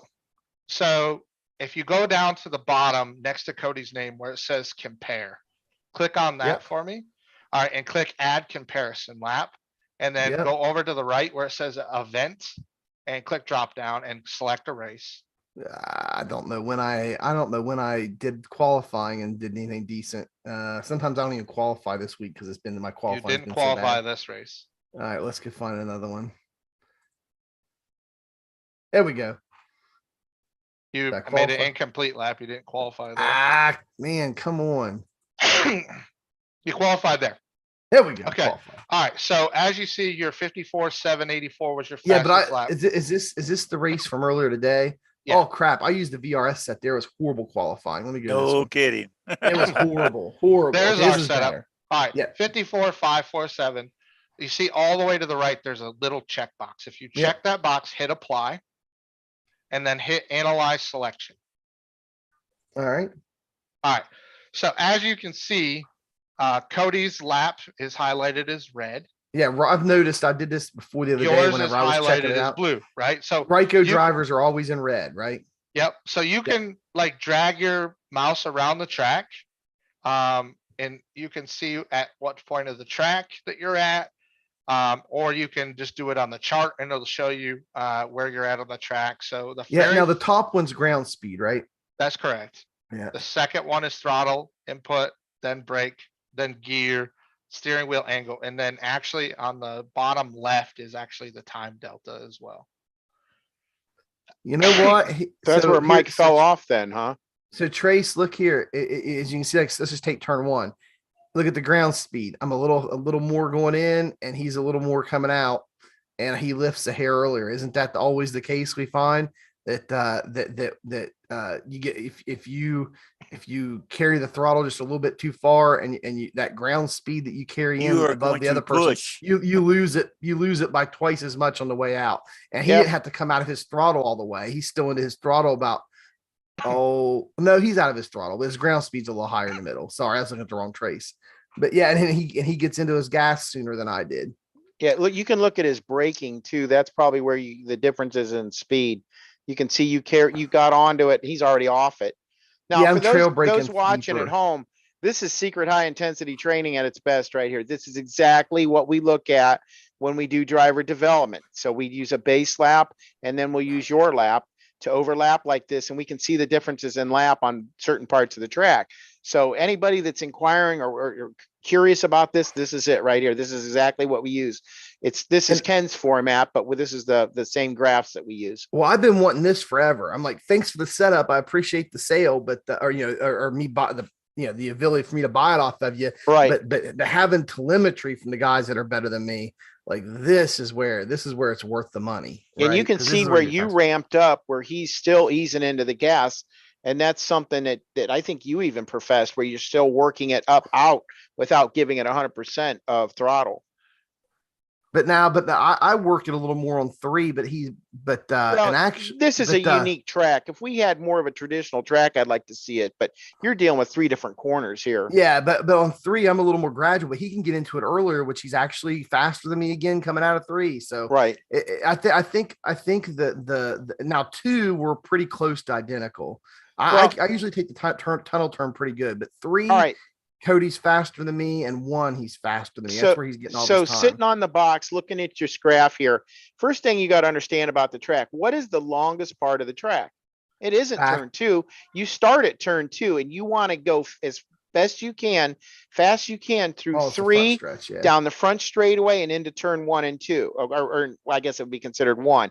You're not going to make up anything off of 1 through the tunnel and into 3. The money is in the front straightaway because it's the longest part. So you notice that. Let's look at the tail end of Cody's where he got in it and he nails 3, right? So he gets into 3, but he goes all the way down the straightaway. He's carrying more speed, so he can afford to get out of it a hair early, set the car, and get through 1 and 2. And that's what you got to Well, look that's what at. we were saying about Pocono. You have to come off of 3 real Yeah, good exactly. to make Yeah, 1 even better. If you blow 3, he's going you're messed up. He's going 2 mile an hour faster than me down the front stretch. Yeah, and you know, you think 2, but we're talking time here. We're not really talking miles per hour. Obviously, it translates, but when you're talking, what's the lap time difference between you two guys? A second? It's a lot. Over a second. Yeah, it's a lot because of it's a qualifying. It's not over. But that's that's okay. It's like 5. It's like 7 or 8 tenths difference. Yeah. And then the bottom here. So this is sorry. Can we even cut you off? This is our bread, but we talk about this stuff all the time. So at the bottom here, steering input, and you'll see that for the most part, Cody's a little more because I was really loose, but Cody's a little more steady than I am. But you still see the steering wheel going up and down because they're trying to keep it as straight as possible to drive off the right rear. But you see right here, see this big swing in the steering right here by me in the blue. That means I got loose in the tunnel turn. That's really loose bad. off to me. Yeah, loose off in the tunnel turn really bad. If you click the plus minus buttons, you can actually zoom into and see relative line. And the top left below laps. Yeah, I got it. Yeah. So you would can have zoom to in on the track then drag. Then drag. Like once you zoom in, like you can drag that chart and like see different places, right? So like go exit of 2 or 1. Sorry, exit of 1. 1. You see where you kept the car lower and tighter off of 1 to where he allowed the car to go up. So this is also something to where you can't see like the flat track where it shows you, but this also lays it out to where you can see the differences in your line as well. So you must be pulling the gyro. You're not pulling the regular track trace. You're pulling like the gyro stuff. This is for those of you guys who don't know. This is inside baseball, Motec page building stuff we're talking about. But there's 2 ways to build a track from telemetry. You can build it like if there's track coordinates built in to iRacing, and then the cars also have like sensors in them, and you can pull like from the gyro or whatever it's called, but basically using the G forces and stuff in the car to draw the track. And so this is where it shows, yes, I am lower. I'm trying to hug the bottom. You're right, Ken, right there. I didn't know you can zoom in that far. Oh yeah, that's cool. It'll show you in the bottom left there too. Well, not bottom left, but mid left, like the square box of the track map that you're following too. Right. That's good. Now look, but see, this is a qualifying lap. I'm more interested in race laps. So let's go back. So go back to the laps. Yeah. And then click view event where Cody's click view event next to Cody's name. And let's look at his fastest race lap.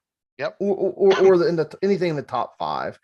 So he's running like a 50. You scroll down, his fastest race lap will be highlighted pink. Yeah, that's just what I was wondering. Oh, okay, there it is. Here, okay.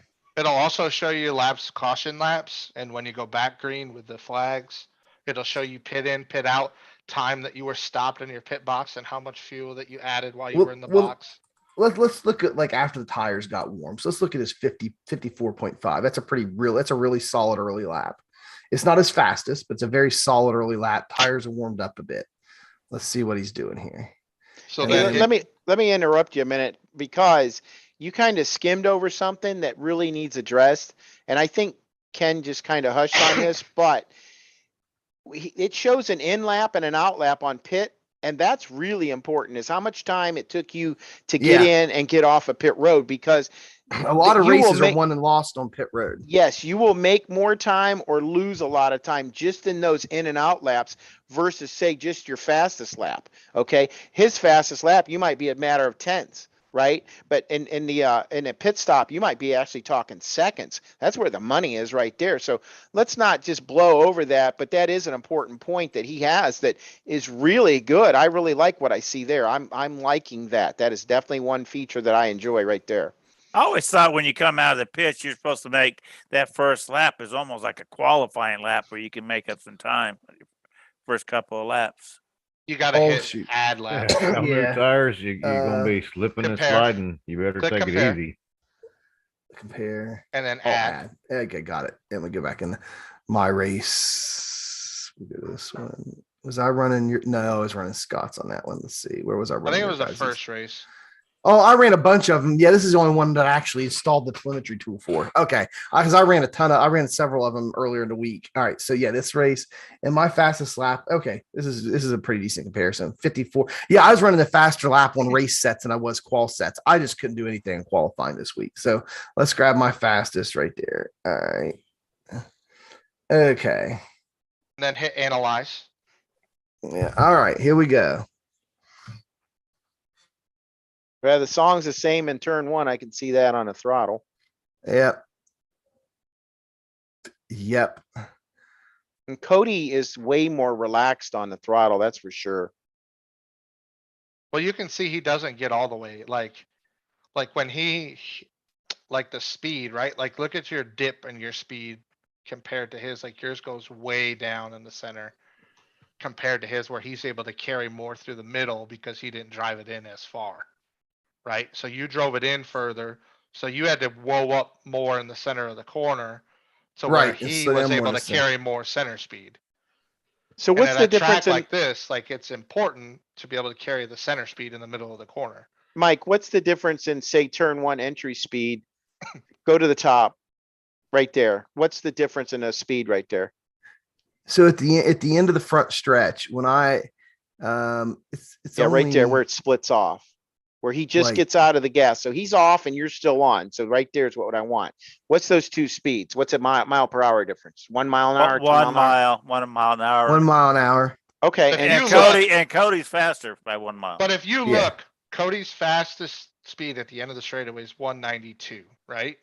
Yeah. What is yours? 191. No, mine's 192. Wait a minute. What are you talking about? My So like fastest if you before I look, yeah, lift, so like Cody's fastest speed at the end of the straightaway is 191. mine's Yours is at 193. 193. So Yeah. you can see, you look at the cliff when you lift, he's all the way down to 188 when you're still at 193 when you lifted. So that's Yeah. almost 5 mile an hour difference at lift point. But you're right. But right here, he can take the turn at a higher speed. yeah. 5 I'm- miles an and I'm- hour at the bottom. Yeah. Yeah. And that's where you really got killed. That's where everybody's getting killed, because his center speed, and that's where the money's always been. Even in real life racing, Ken will attest that's where the money is rolling the center. You always hear him say, roll the center. And that's it right there. But You're now not gonna in win the the tunnel race. turn. You're in not going to tunnel win the turn, race on entry to middle. You're going to win the race from middle to middle exit. off. Right. Yeah. Exactly. And now if you look at the tunnel turn though, I lift before Cody does, and the exit's pretty much the same. So in all these we've looked at, I really don't struggle much in the tunnel turn unless I get loose. But 3 and 4 or one exit of 1 and exit 3 is not even that bad. We're pretty so, other than I'm up and down the throttle a little bit. You got here. loose. Yeah, I got a little loose. I was up and down. I didn't get loose on most laps, but yeah, 1 is where he's getting me every lap. 3's not as bad. Now, Mike, let me ask you this. I'm assuming you guys are on 2 different sets, or are you on Ryco sets here? No, we're both running the exact same set. right Okay. here. Okay. All right. And then and now guys at home, look at our steering inputs. Ours aren't that much off, except for 3. Cody didn't put as much input. Oh boy, you had Cody difficulty there. Cody gets a little loose in 3 here, but yeah, the steering input is you start turning, right? So you're turning to the left is positive, and turning your wheel to the right is negative. And so you look, we come up, and this is something Tracy's always noticed about me, And I'm a little more choppy than Cody, but he's still a little choppy, sawing it because we're driving off the right rear. And that's a feeling you got to get. But that I think you get not when you're spinning the right rear, but when you're literally using the right rear and driving off of it is where you want to be. And when you do that, your steering just keeping the car straight because you're doing a lot of your turning with your throttle and brake. I mean, you can attest to that, can't you? That a lot of your steering is done with your throttle and brake. I'd probably say on certain tracks, and also kind of could depend on how the setup's built, right? I think you can build cars to drive off the right rear, or you can build cars to drive off the right front. I know Mikey, when he drives down straight, his steering wheel, if you watch his videos, his steering wheel is constantly going back and forth. It is. Going It straight. never rests. Yep. So anyway, all right, Ken. So this is a good comparison. I know we kind of took over there comparing my last. We love to get into this. No, that's good. Because this is how we get faster. We look at what somebody else is doing, then I go out on the track and try to replicate this, and then I'll bring that lap in, and see what I've done, Yeah. So I like the map where you can see there where you're going in and coming out, where you zoomed it in and you see where you can see what he was doing. Where he was, Mike was shallow, you miss and you let it go out. Even right here, I'm more shallow than he is. Yeah, in this race lap. I'm pretty consistently more shallow than Cody is on exit of 1. So anyway. But so I won't have you click on it here so I don't want it to show, but like setup wise, like if you click on the setup part there in the middle, it'll show you side by side comparisons. Oh, right here. Yeah, I won't click on it, but yeah, it'll show you side by side comparisons of the setups if you're on something different, so that you can see what the differences in the setups are. Oh, that's cool. That's cool. Yep. If you click on setups up there in up on the top bar, nope. That was I will show doing? you. That will show. Did I show something you don't want me to show? Because it wasn't very much. You're fine.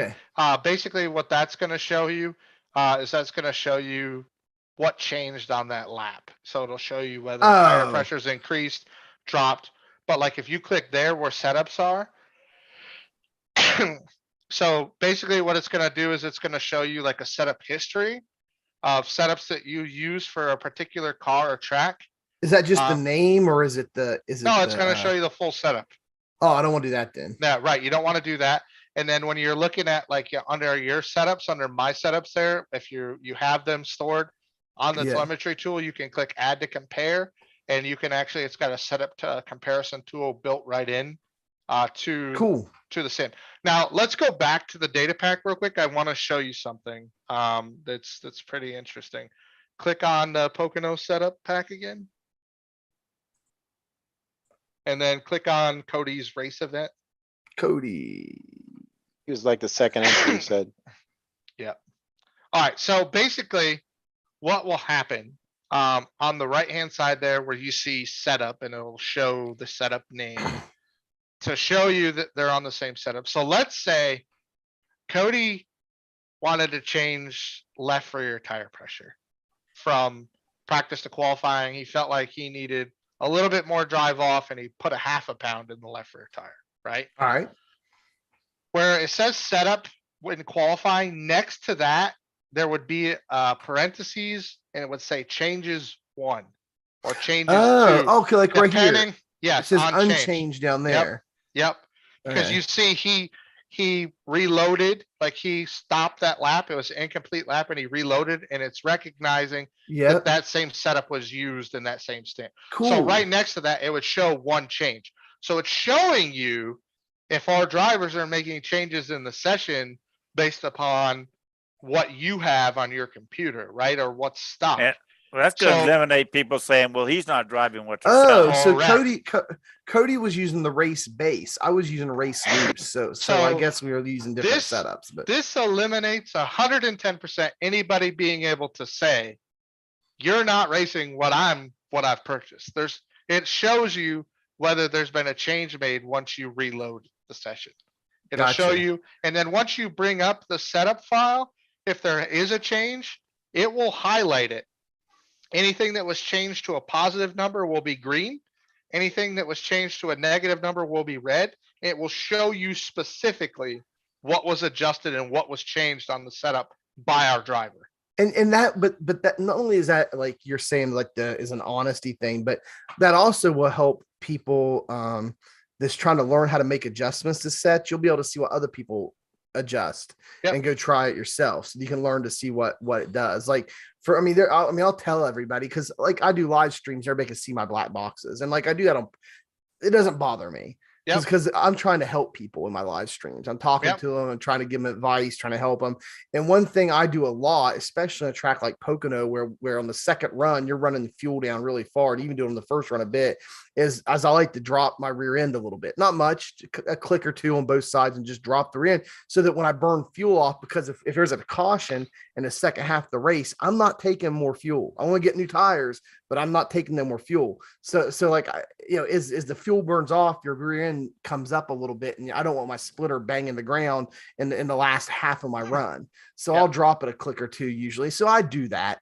And that's an adjustment I found that I like to prevent that from happening. So I'm just saying, as people, and I try to explain some of those while we're racing in the live streams, like, hey, Scotty Wask, it's like he asked me and Robert today, earlier, was it yesterday, like, hey guys, I'm getting loose, what do you think I should do? Should I do this many clicks here, there? And we talk about it and try to explain these mid-race dynamic adjustments to people as well.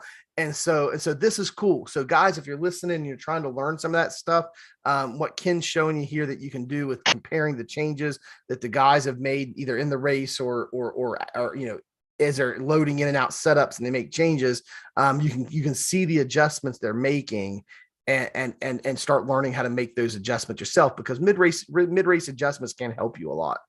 Yeah. And normally what our policy is that if you run a setup in a practice and you make a change, you save it to the folder and it automatically goes to the customer before you enter the race event. So there's never that risk of us racing something that's not already on somebody's computer at their hand, right? Like, it's as soon as they save it to our folder, it's sent out. So if they make an adjustment in a practice session and they save it, the customer has it, and they're racing exactly what the customer has. Well, I just want to say this: just because this Cody can go ahead and run these laps, that doesn't necessarily mean that your skill level is going to be is his, and don't expect it to be. Maybe. Yeah, no, and that's why we invested in this tool, right? Like, this is a learning tool, right? Like, as you can see, like, Mike he knows he was over driving one. And he can see where and by a couple mile an hour, right? So he can go back and say, okay, I may not know the exact lift point, but Cody was lifting at 190 mile an hour where I was lifting at 193, and kind of like try to start drawing reference points to that, right? Yep. And then eventually I'll find it. Yep. Right. And then go back in and reload and compare to that same lap that he was comparing to with Cody, and then start to nail down those points to where they can get up to speed faster, instead of going in there and saying, all right, I got the setup, I'm going to go and go in there. And then they don't know left points. They don't know references, nothing. All of this data is now at their hand, to where they don't have to ask for it. They can do it on their own time. They can compare as many laps as they want to. They can spend as much time working on it as they want to. It's a self-training tool at your fingertips at all times. And Plus the line. So then eventually you will be as good as Cody. I love it, man. I absolutely love it. That's the point. I think I'll go download it. It's you can't, at the end of the day, like, we had a bunch of reasons in mind of why we wanted to do this, and people learning and the transparency part were the top two things. And we use it for, like, example. I'll give you a perfect example. Joey Brown, our Road to Pro guy, he's had, I think it's 10 official road racing starts in 13 years on iRacing. We ran Mid Ohio, was the very first Road to Pro race, right? It was the first Road to Pro race of round one. I think the SOF was like 5,700 oval, right? I mean, it doesn't equate to the road rating, but he had 9 starts total. When we started practicing, Joey was about 2.5 seconds off of Brody Kostecki, which is one of our drivers and builders. He's an Australian supercar driver in real life. He was about 2.5 seconds off Brody. He took the time to compare his lifting points at Mid Ohio and his throttle inputs and braking inputs to Brody's. Within 2 weeks' time, he went from being 2.5 seconds off of Brody to being within a tenth, to his 10th ever start on iRacing on a road course, winning the Road to Pro race. And he, to this day, attributes that to being able to use the tool and learn from it. We can say whatever we want about the tool. I've seen a massive change in our customer dynamic and performance of our team. Probably a not really a known fact, but we are the points leader of every eNASCAR official series except for C Open. We lead NIS, we lead A Open, and we lead B Open. A Open, I think we're like first, second, and third. NIS, I think we're first and third. One of our drivers actually beating Garrett Maines in NIS points. We've seen a huge performance difference and a huge performance jump in our customers. They're able to ask, kind of more pointed questions like throttle inputs and steering inputs and lift points. They're able to come to us and say, hey, I'm seeing this and I'm doing this a little bit differently. But if I lift here where you're lifting, I'm feeling the car do this. And we can actually pinpoint like those adjustments that we would need to make on the setup to supply it out to the customer. Because if one person's having it, it's a good chance that somebody else is having it. And all the data is there that they can share with us. Now, I will say this. Our customers' data is private. We can't see what our customers are doing. We're working on building in a coaching part of our tool to where when we have a coaching session with a customer, they can turn it on to where we can see and coach them. As of right now, the telemetry data literally goes from your computer to our server, and you are the only people that have access to that. I can't even see it as the owner of the company. I can't go in and see Mike's telemetry data. None of that. When I go to click on it, it says error, not no access. So all of our customer data is safe. It's not anything that we're looking at. It's completely blocked out. That's another thing I wanted to make sure that we touched on, because I know that there's been some folks that have thrown up some few ideas. That's like you're stealing this stuff from them. Yeah, you're stealing where I'm lifting and all this. That's not the case.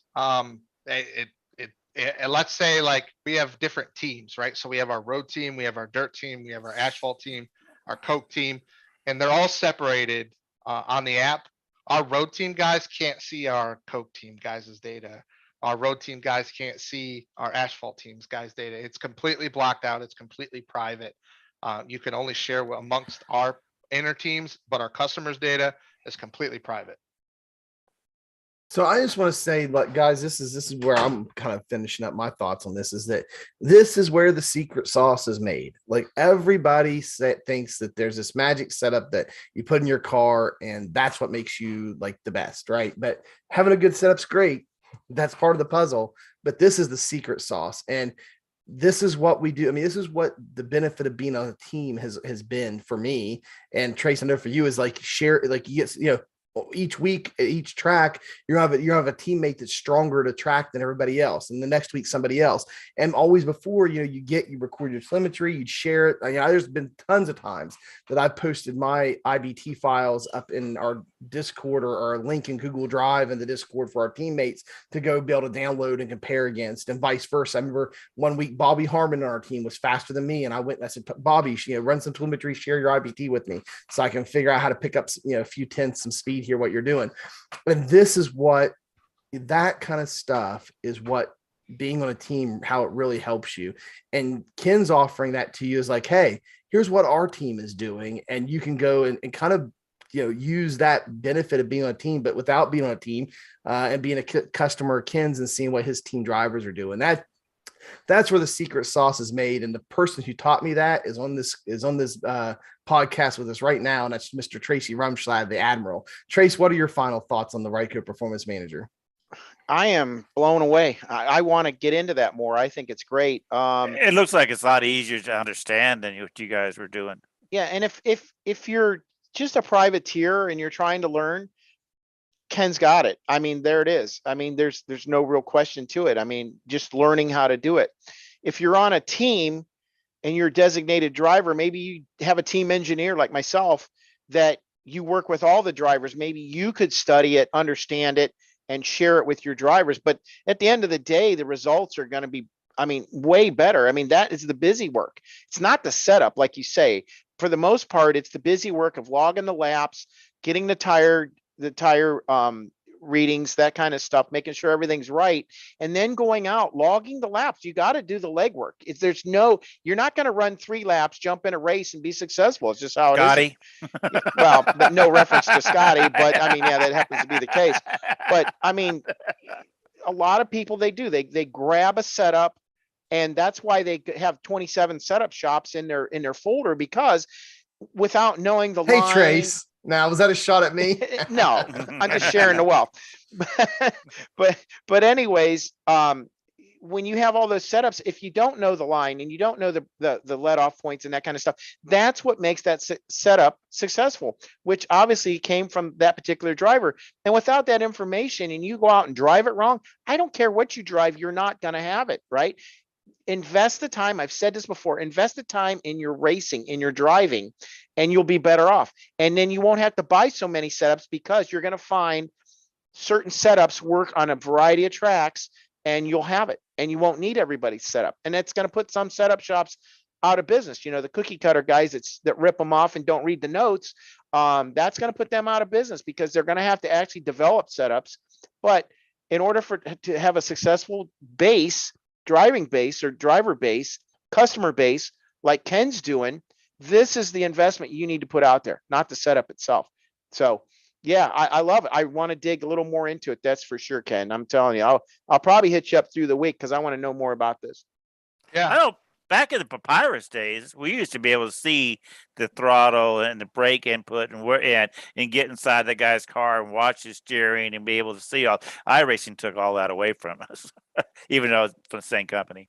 The reason behind that is because it's supposed to be a simulator, right? And in real racing, you can't jump in and see the guy's car throttle input. So I think that's why they went that approach. But we're able to break down that door with. But nowadays they had the telemetry on everybody. They sit in their garage and they look at it, what you guys are showing right now, and okay, iRacing, bring it back. Okay, let's see it. Yeah.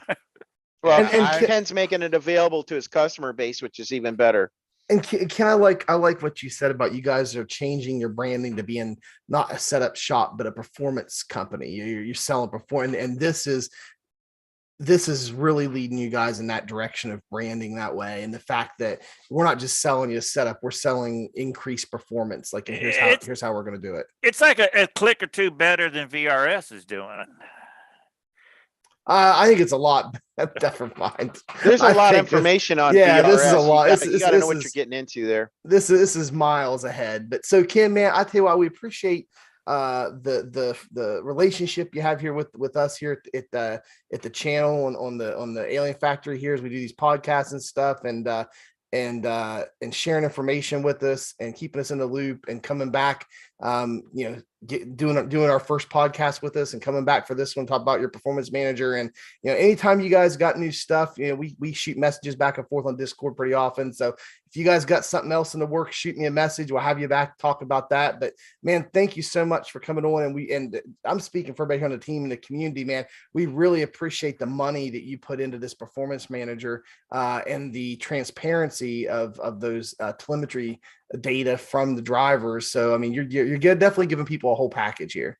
Yeah. I mean, honestly, at the end of the day, like, sure, we are a business. But I grew up in a racetrack. I'm a racer.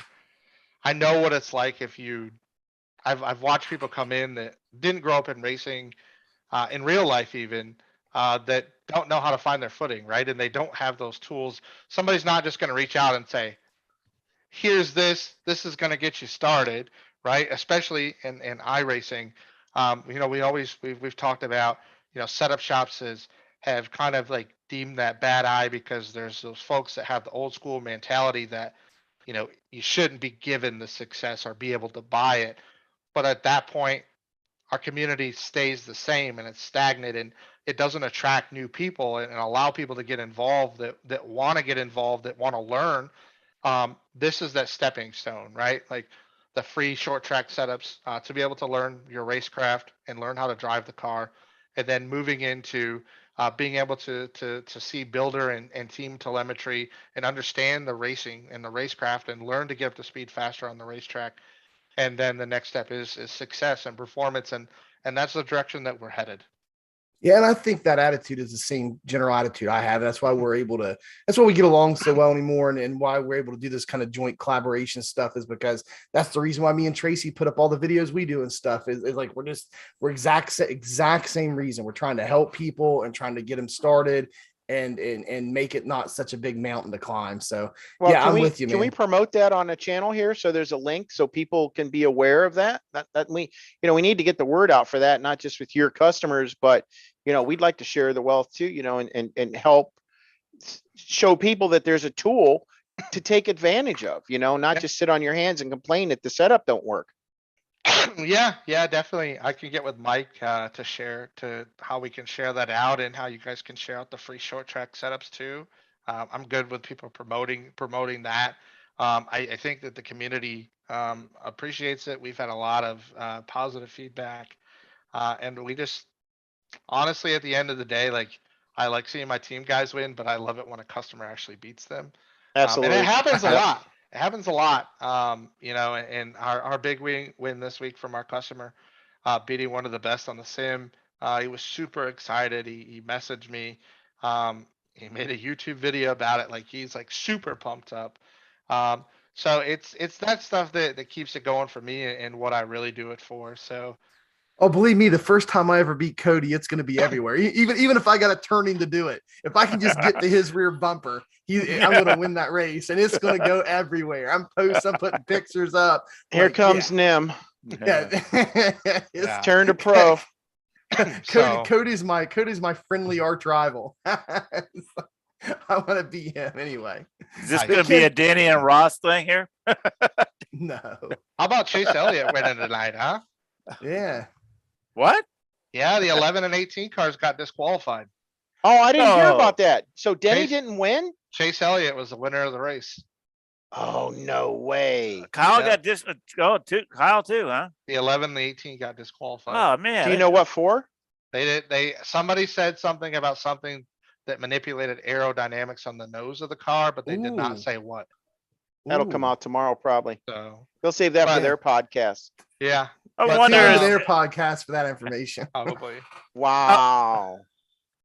But I think that I wonder if gotta- that's why Riggs went in the dirt yesterday on his on the Infinity yesterday when he was going around the track. He rubbed his nose in the dirt a little bit before he parked or he went in the pits. maybe. I got to jump and finish the truck setups for this week because it's the only oval for eNASCAR. I know that you guys mentioned the World Outlaws tomorrow night. Super excited for that to kick off. I know Nathan. I've done some work in the past with Nathan, so I'm super excited that he was able to make it in. We have 5 Ryco cars Ooh. that made the Pro Dirt Series this year. So we're super excited about that. So watch out for those guys. Zach McSwain is leading our program, and we're really confident in headed into tomorrow night. So I appreciate you guys letting me crash your party. And absolutely. Well, I Ken, will- thanks. anytime you thanks guys for want me finishing up. on and I have anything new or that comes up, I don't mind sharing it. It's exciting Yeah. and I love hanging out. So That Well, garage thanks for thing is closing- fantastic, I think. Well, thanks Yeah. for kind of wrapping up I- the podcast and closing. What were you gonna say, Scott? I just signed up for it. I got some Perfect. free thing. I don't know what I got to do now. I guess buy a setup so I can get the rest of it. Well, I'd Yeah. probably hold off till Monday or buy the one for next week. I don't know if I'd go buy the one that's going to end tomorrow, Scott. But anyway. well, Indy Road is supposed to be updated Oh, tomorrow. Oh, Indy Road. Oh, I hate So it. we're Come waiting on, Mike. to, It's only I a week hate you the road work. course at Indy. we're waiting to put up our setup till tomorrow because Indy Road is supposed to be updated is the rumor that we've heard. Wonderful. So we'll The see. layout, you mean? The whole track is getting rescanned. Okay. Yeah, because it's So- not the same They, configuration. that they we had have. that big giant turtle in there last time the Yeah. guys were. Yeah, tearing you'd it tear apart. your car up on that thing. Yep. So the reconfiguration is rumored to be released tomorrow. Super excited about that. Hopefully it's not the same thing like with Spa where you can drive the NASCAR in the grass and gain a half a second a lap, like what was happening this weekend in the Spa 24. Yay. But Why not? Ben, you are in the know, man. I need to hang out with you some more. go to Twitter. It's all over Twitter. Unfortunately, people found an Uh. exploit driving in the grass down the straightaway at Spa was giving literally so many people were doing it. The grass was worn. Jeez. I I'll gotta send find you a a video on picture. that. I'll send you a picture of it. I The guess say it's guy, getting a lot of traction there. the guy that set the pole in qualifying on his outlap drove in the grass through the sand traps, back on the racetrack, back through the grass, like the whole 9 yards to set the Wow. pole time for the top split race. So Wow. It's like Pocono in that wall. It's a lot wider than you think. Oh, it that is. was horrible. That imaginary wall that was here this week. it's But like anyway, that, that's a whole like other that thing. third gear pit limiter.